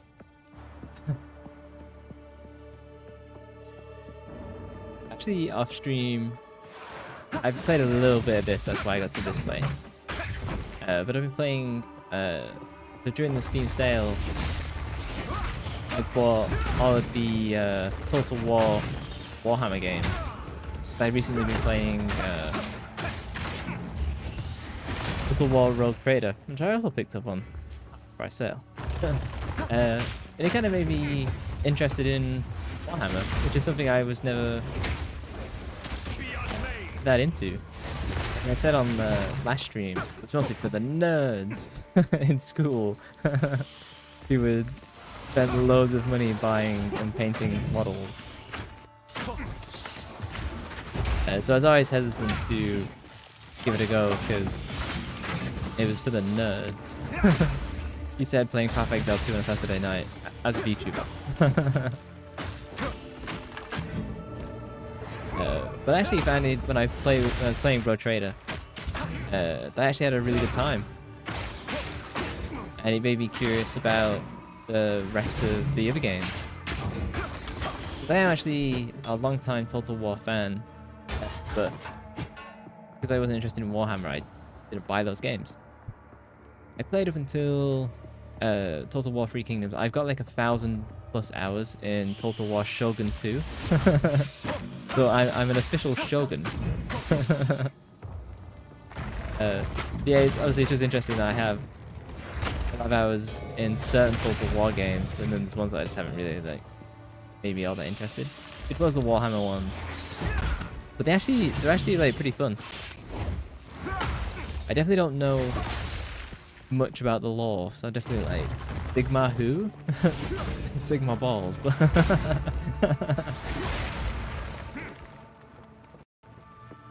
but yeah, it's been interesting playing them. And just nice to have some different mechanics to play with. I'm pressing buttons. There we go. Thank you, lag. It's nice to have different mechanics and different units to play with. And I bought Warhammer 1, 2, and 3. So I'm starting off with 1, and I was kind of just want to experience the growth of the series. It's 6 sisters. Of wonder. Am I out of this spider-infested cave, please? Not yet.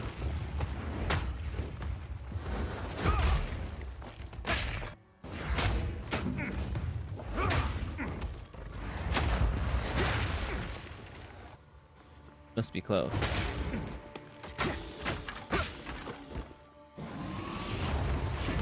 Yeah, I did try a few of the other factors in this game, but nothing felt as fun as the good old monk and the staff.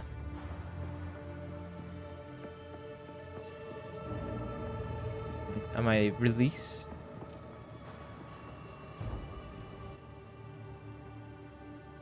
That wasn't too bad, and I was bitching and moaning about spiders, which I hate, but we got there.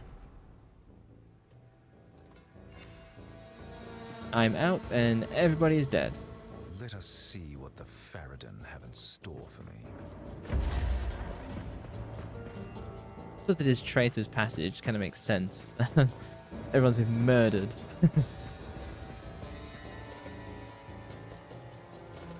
Got a bow, he's got another bow. Oh, he's got, look at that. That must be so awkward to fight with. You're holding a bow and you got this spike on your arm. Crush! For real, the game is lagging a lot now. And it's not my connection.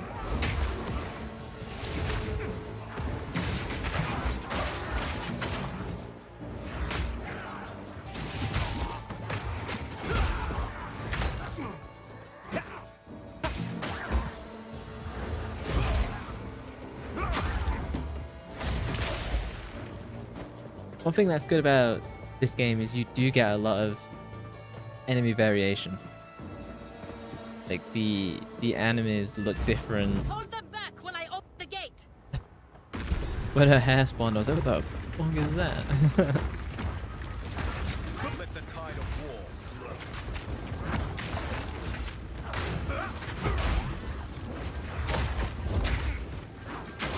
Advance with me.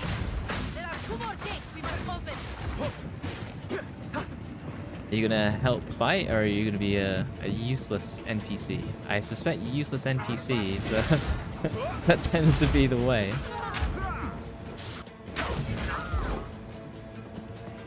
Honestly, even with the... Oh, I was gonna say, even with the lag, it's not that bad. And then I clicked and it didn't do the attack for 5 seconds. Continue the assault. Slay them all.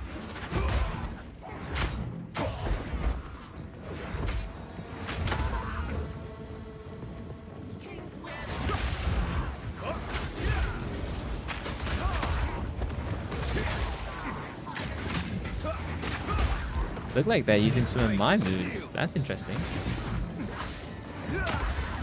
Oh no, she is helping. I was being a dick for nothing. It's just so rare to have NPC help that's useful.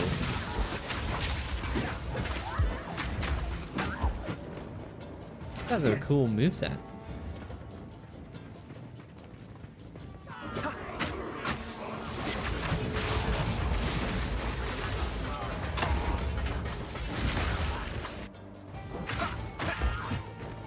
Pathfinder codes. I must maintain a fine balance. My favorite Dungeons and Dragons series. Oh shit.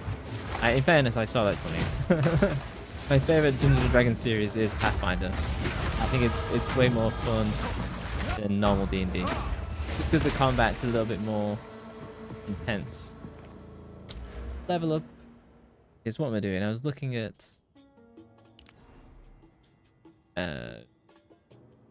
dexterity. I don't know what. Briny carapace. 60% stun threshold each time you've been. Oh, okay. I don't get stunned that often.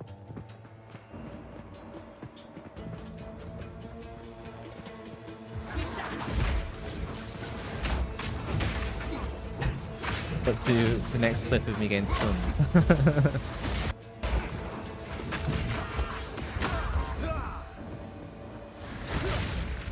That one NPC was waiting for... What the hell are these? They're like scarabs? Interesting. I suppose that makes sense. They're boulder ants, apparently.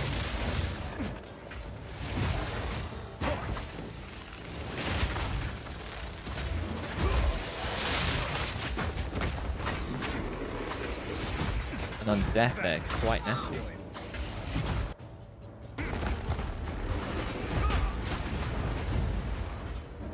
I thought I'd be able to knock those away.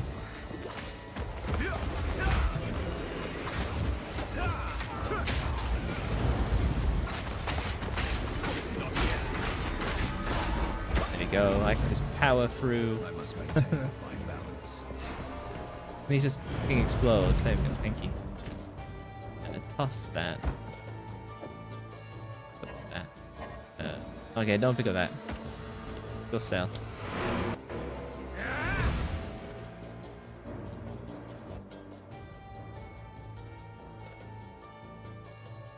Yeah, the reason I picked the monkey side, I just didn't think the other classes felt that good. I felt the warrior was pretty slow. How can I? I didn't think his weapon was that Need interesting. something? Browse as long as Sell. I'll unburden you. Interesting. That desert ruin looks. What's this? 1 to 20 light. Okay, I'll just into the story. If I don't know what to do with storage. Most stuff goes in storage. I think a lot of the armor that I've come across so far kind of is boring. I'm just gonna stop. That isn't good. It's not gold. Probably not gonna pick it up anymore.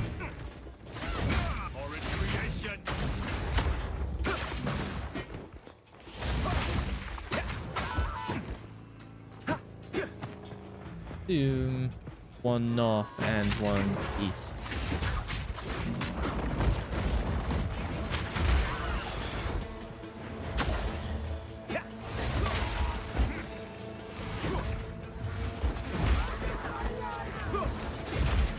Wow, these guys just like hanging off down there, waiting for you to. Oh, wicker! I thought it said a wicked tiara.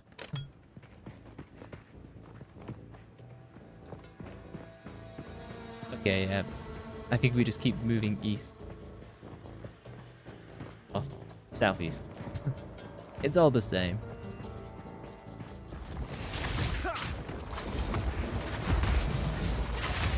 Wow, she's got like her own lightning attack. That's cool.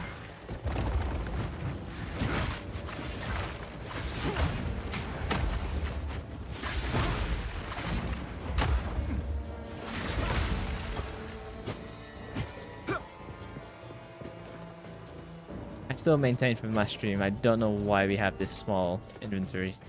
You might as well just give me unlimited inventory.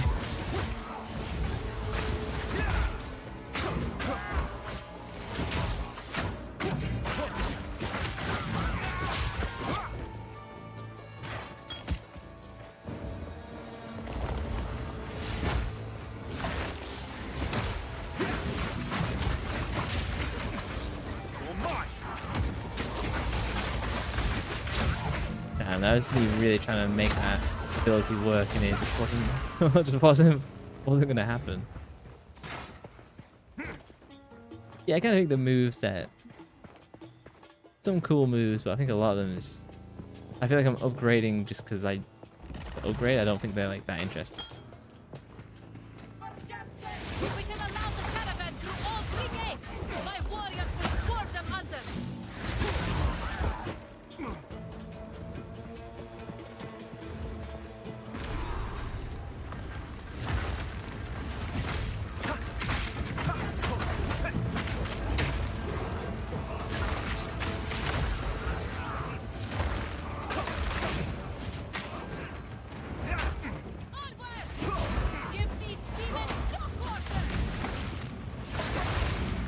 These demons? I wouldn't call these demons. They're like chill clay stack.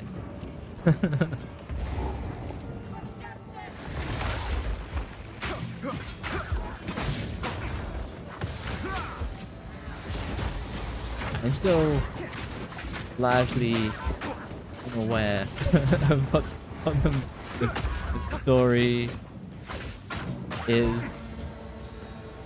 I was following it when we were back at the old village, and now we're suddenly like in the desert and the gate is closed for some reason. Now we're opening the gate for some reason.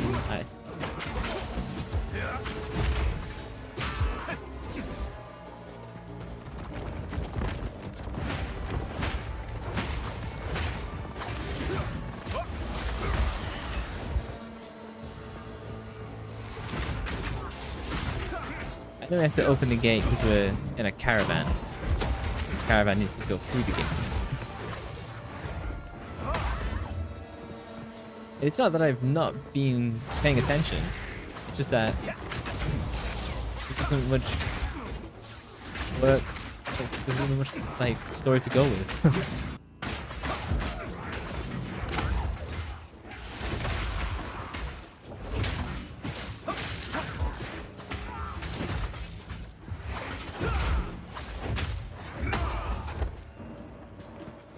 Everything's trash.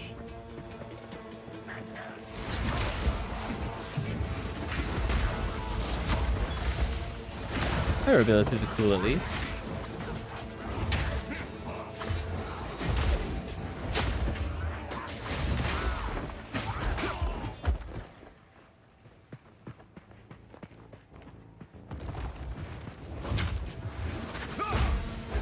I do think the enemy designs are cool.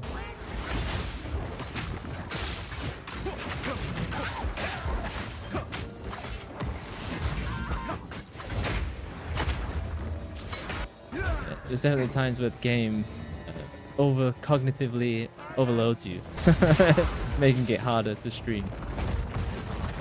Or stream and talk, at least.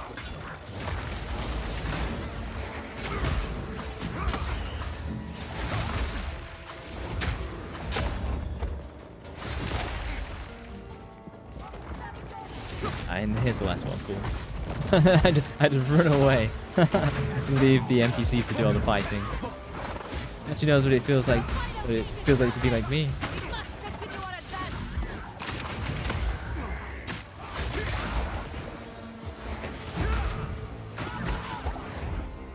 Sometimes you just cannot see. It'd be good if this auto faded.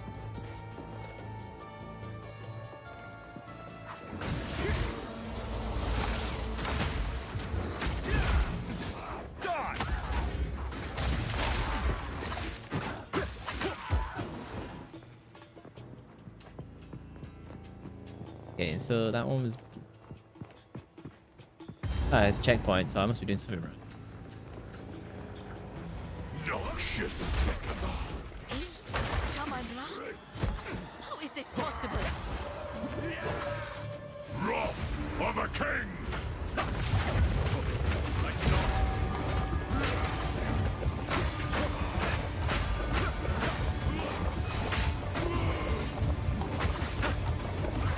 Is that thing moving?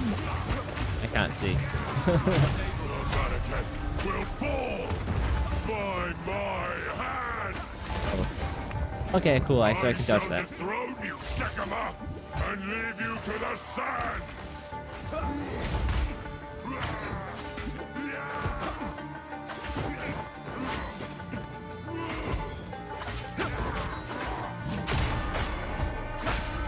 A lot of the bosses do leave you with like Here's your one chance to hit them in between his strike. I shall throw you, Sekama, and leave you to the sand! This time that one. It's a goal. Hold them back while I open the gate. Noxious Sekama! And she, I thought she wasn't helping me that How is time. this possible? Hit my bell.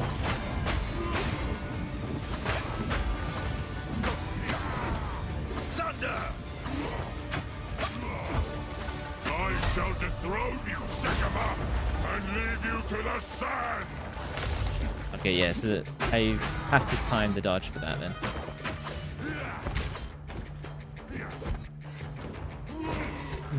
It's so laggy. Sekama, and leave you to the sand!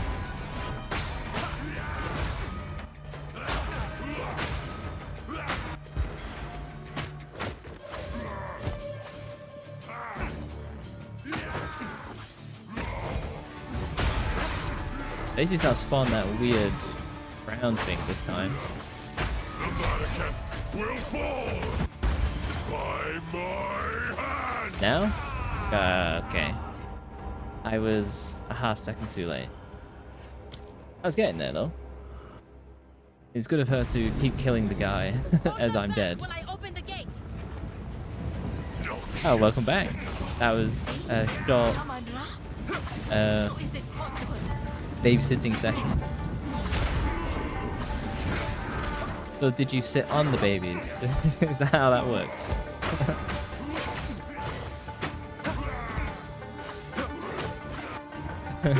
Very literal babysit. Lag. There we go. At least got back to my bell. That's good. The Malekith will fall by my hand! I shall dethrone you, Sekama, God. and leave you to the sands!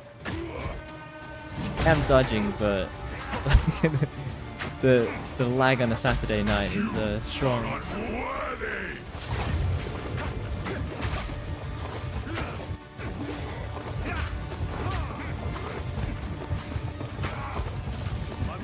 Oh, did you see me just get pulled across the map? Malekith will fall by my hand! It seems like I'm just always gonna get hit by that. Unworthy!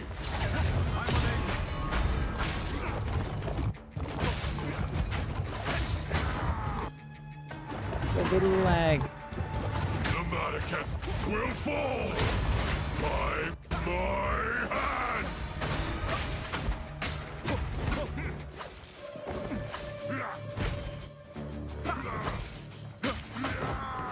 The Malekith will fall by my hand! I can just barely get away. I shall dethrone you, Sekama, I'm probably and dead. leave you to the sands!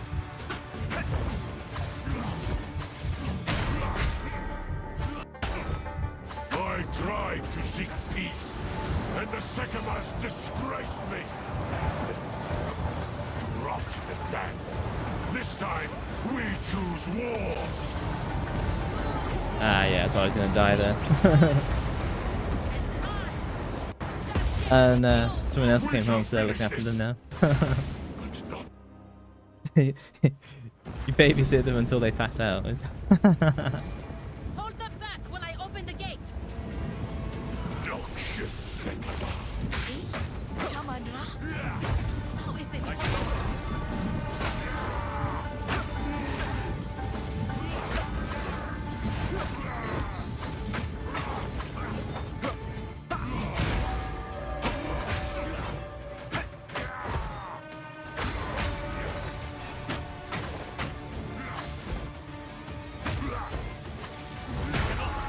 The Malekith will fall by my hand.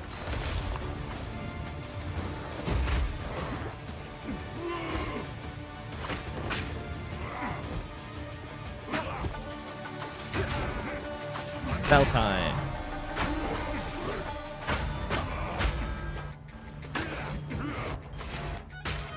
God damn, the lag is very frustrating.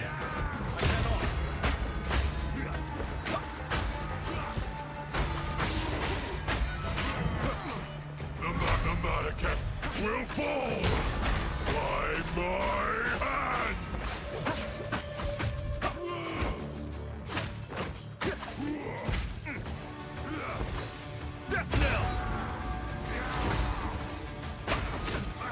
What? God damn it. It sounds like I'm complaining about lag a lot, but it's bad. Trust me.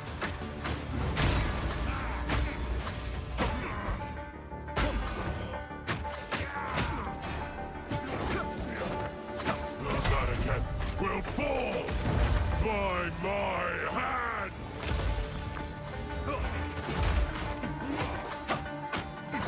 I'm unable.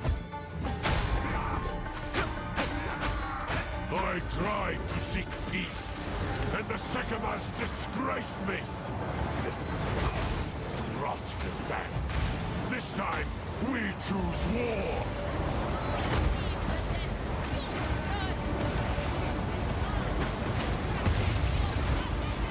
We shall finish this, but not today.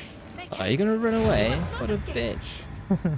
I have seen the face of the enemy, and Quickly! it is He hate. alters the very sense against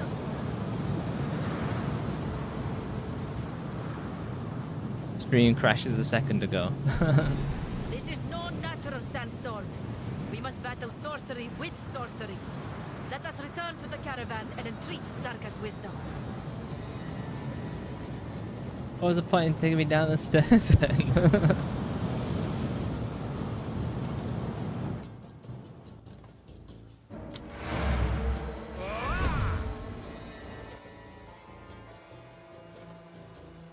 Did you lose interest because of how repetitive the combat is? Yeah, that's definitely part of it. I feel that so you only get, I'm gonna press keys at random. Okay? No. Is it J? No. H? No. G? That would draw unwanted attention. G for gem?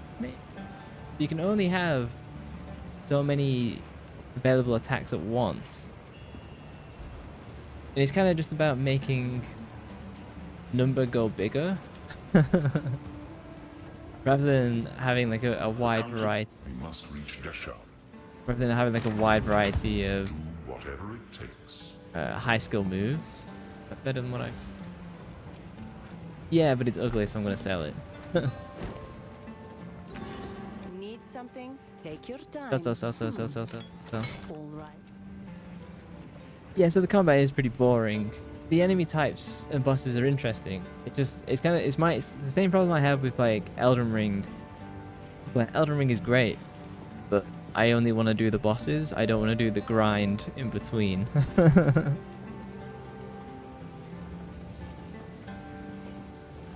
Yeah, the street. When I look at the bitrate, so when I'm uploading, it's totally fine. It's just that because it's a Saturday night, that's probably when like vast majority of people are playing. Shaman Ra can control the sands? There is... I am getting like a lot of lag spikes, particularly during the boss. Overcome Bro. such a power. It would say You that enjoying if yourself? only the Vastiri could control the winds. We would have to retrace. Oh, so now got a level 7 gem.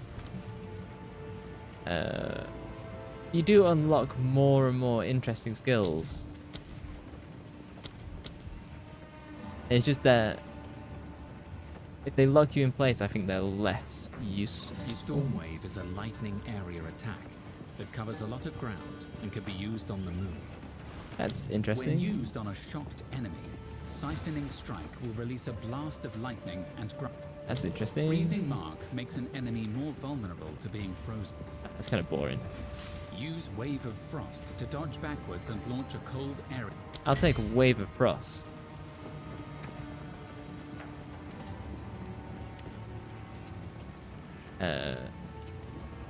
What's my... What is it? Frozen Locust? No. Yeah, Frozen Locust. Let's get rid of... Put you here? Let's get Wave of Frost. That's more interesting. And then I guess I put this in stash.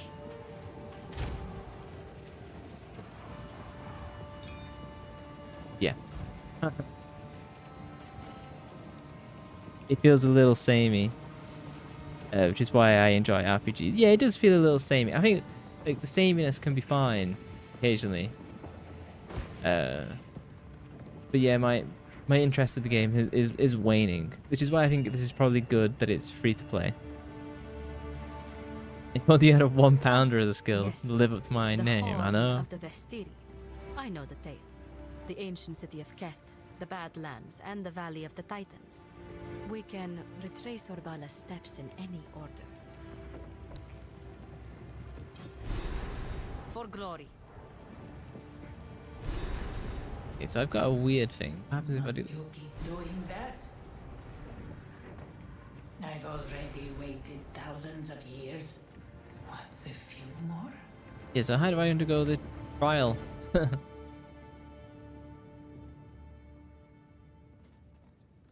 What's... If I want to undergo the trial, what the fuck do I... like... Click the travel to the trial of second... Let's have a look at this trial. You gotta sign a consent form to do the trial, yeah. I've heard that this is what the end game is. Here, metal was tested. Here, I shall surpass. I hope I don't have to clear a big dungeon, I just want to fight the boss. If I have to clear the dungeon, I'm not gonna.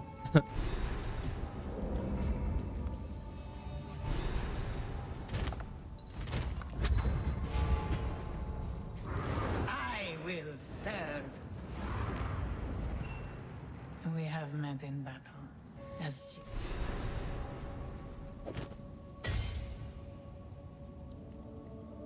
Okay, so I have to...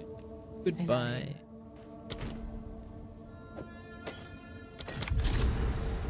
Okay.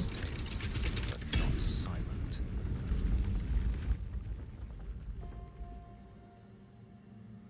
Let's see how this goes. Yeah, so I was heard that this is like what the big end game is, and that people who've like got all the best stuff are still dying in like a single hit. I shall overcome. Find and disable all the crystal.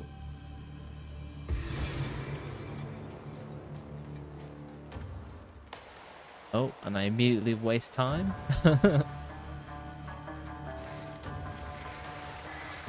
Past. Oh, new bug. That's 2 bugs. it is different here. You will Wonderful. have another chance. Can I just...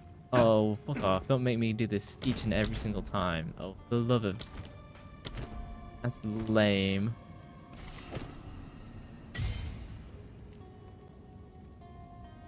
I've already waited thousands of years. I have had... What's a few more? Yeah, so let me do the trial again then. Nights.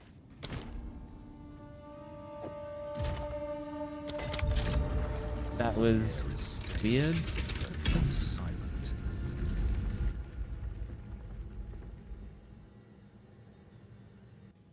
It's funny that I didn't get much of an explanation. It's like, oh, just click the crystal. Alright, now, run.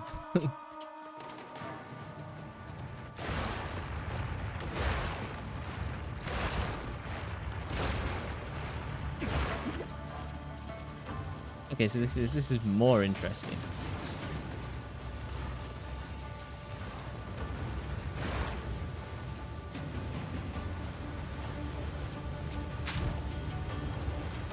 Right. In this? Apparently not.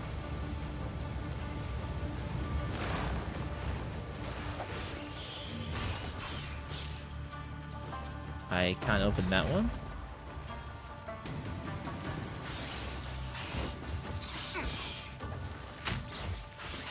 Oh god, I have to kill it. God.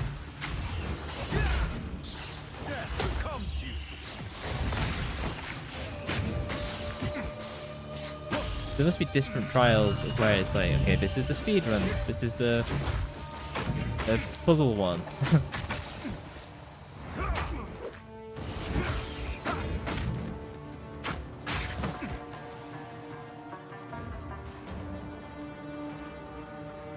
Wait, that open a second one or just that one? Oh, so that locks me out. Okay. And I cannot reuse a lever. A lever. I can't go that way. Oh, oh, oh.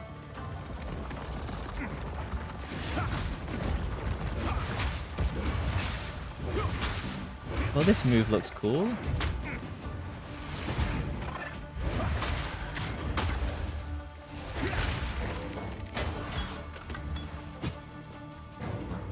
You know, these chests look like bells.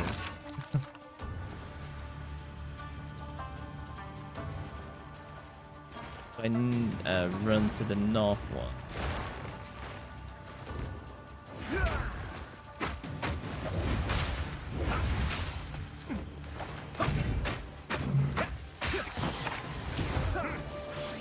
Gives me sacred water? What?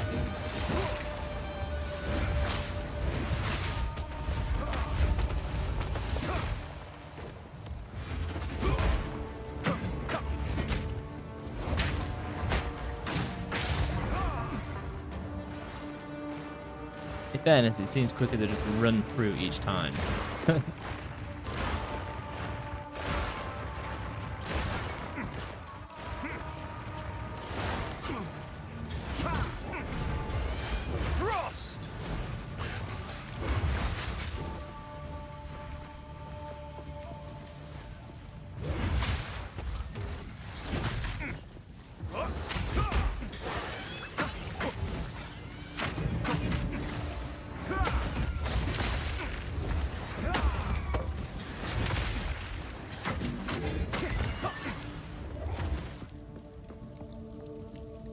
Okay, well, I'm gonna leave here. Bedroom. Basically a pro now. I couldn't be bothered doing any more of the trials.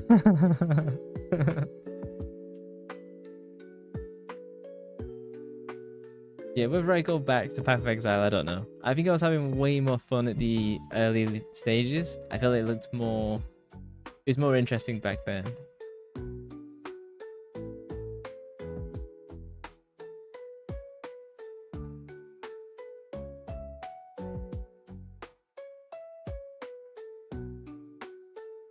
Yeah, so I'm curious of what I should try playing. I was looking at playing maybe Etrian Odyssey, but I don't know how fun that would be to watch. So if you've got game recommendations, please let me know.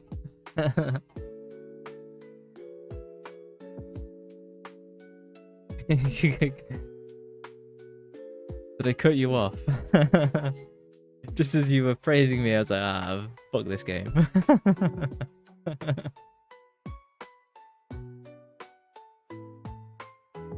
Yeah, I think I was running out of interest for Path of Exile yesterday when I was giving it was it this morning when I was giving it a go? Yeah. You know me and your conflicts with you. You want to play let me open my Steam.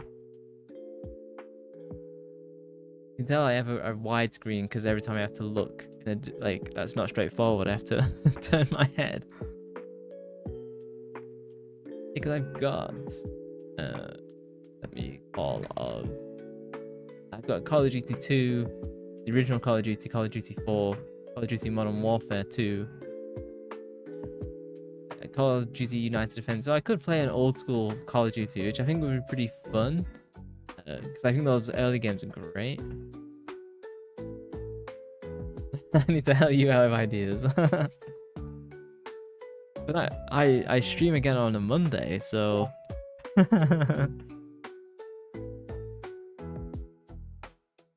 yeah, I want something that I like RPGs a lot, but they're stuff that I play offline because if there's a lot of dialogue, I am reading the dialogue, and I'm using the voice acting as like spice.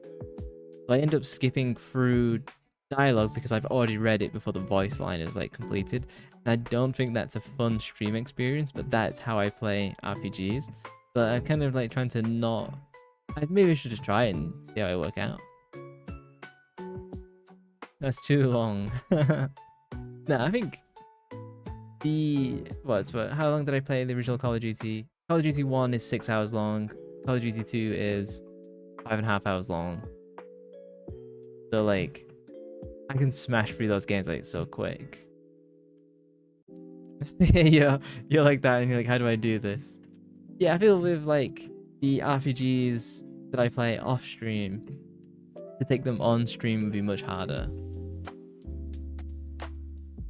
Yeah, because like say like my favorite game, one of my favorite games is Octopath Traveler,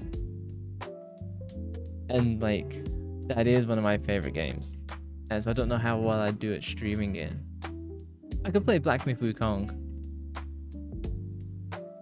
Yeah, the game tells you how to do something, and then you're immediately like, oh, hang on, what do I do? And it's like, well, the game's like, well, I literally just told you twice. Yeah, there's like a lot of stuff is just like kind of obvious, and sometimes you can just like totally skip over like, this is yawning. Bedtime, repetitive dialogue. I know there's a strategy RPG that's free to play. It's kind of gacha. I didn't know if that'd be gacha. Annoys me, so I don't know if that would be fun to stream. You can play both better. I might do like a weird puzzle game stream on a Monday for a change. Yeah, I've got a lot of games. I don't know how many.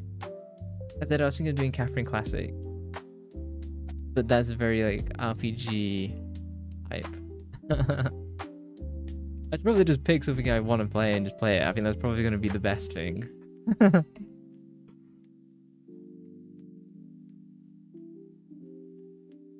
He's supposed to retaliate. Nah, I'm fairly confident. Like, if I was to stream an FPS, it would be very different. You'd be watching it like, why does he never stop moving? why can he only move forward? Particularly with the Call of Duty games, because like, I've broken Call of Duty games because I know that everything is checkpoint based. If you just keep moving forward, they'll stop spawning. You literally can't just like always step forward. I might do Valkyrie Chronicles. I replay that every couple of years, so. Who's this guy? What did he do before? I can do a shooter and you'll just be watching it going, Jesus. The calm and collected on Twitch. Yeah, in FPSs, because that's where I spent like most of my gaming hours. When I play FPSs, it's just aggression. I did buy Doom recently. I could combine the aggression.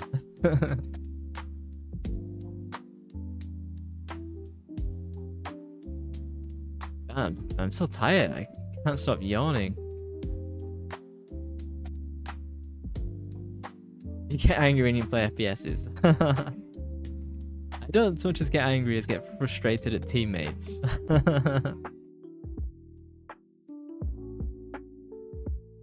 Like, there's not a Battlefield game to play. You know, like that's like there's nothing out. I suppose there's Delta Force, but I believe people have had a lot of issues like streaming that because of the anti-cheat and stuff.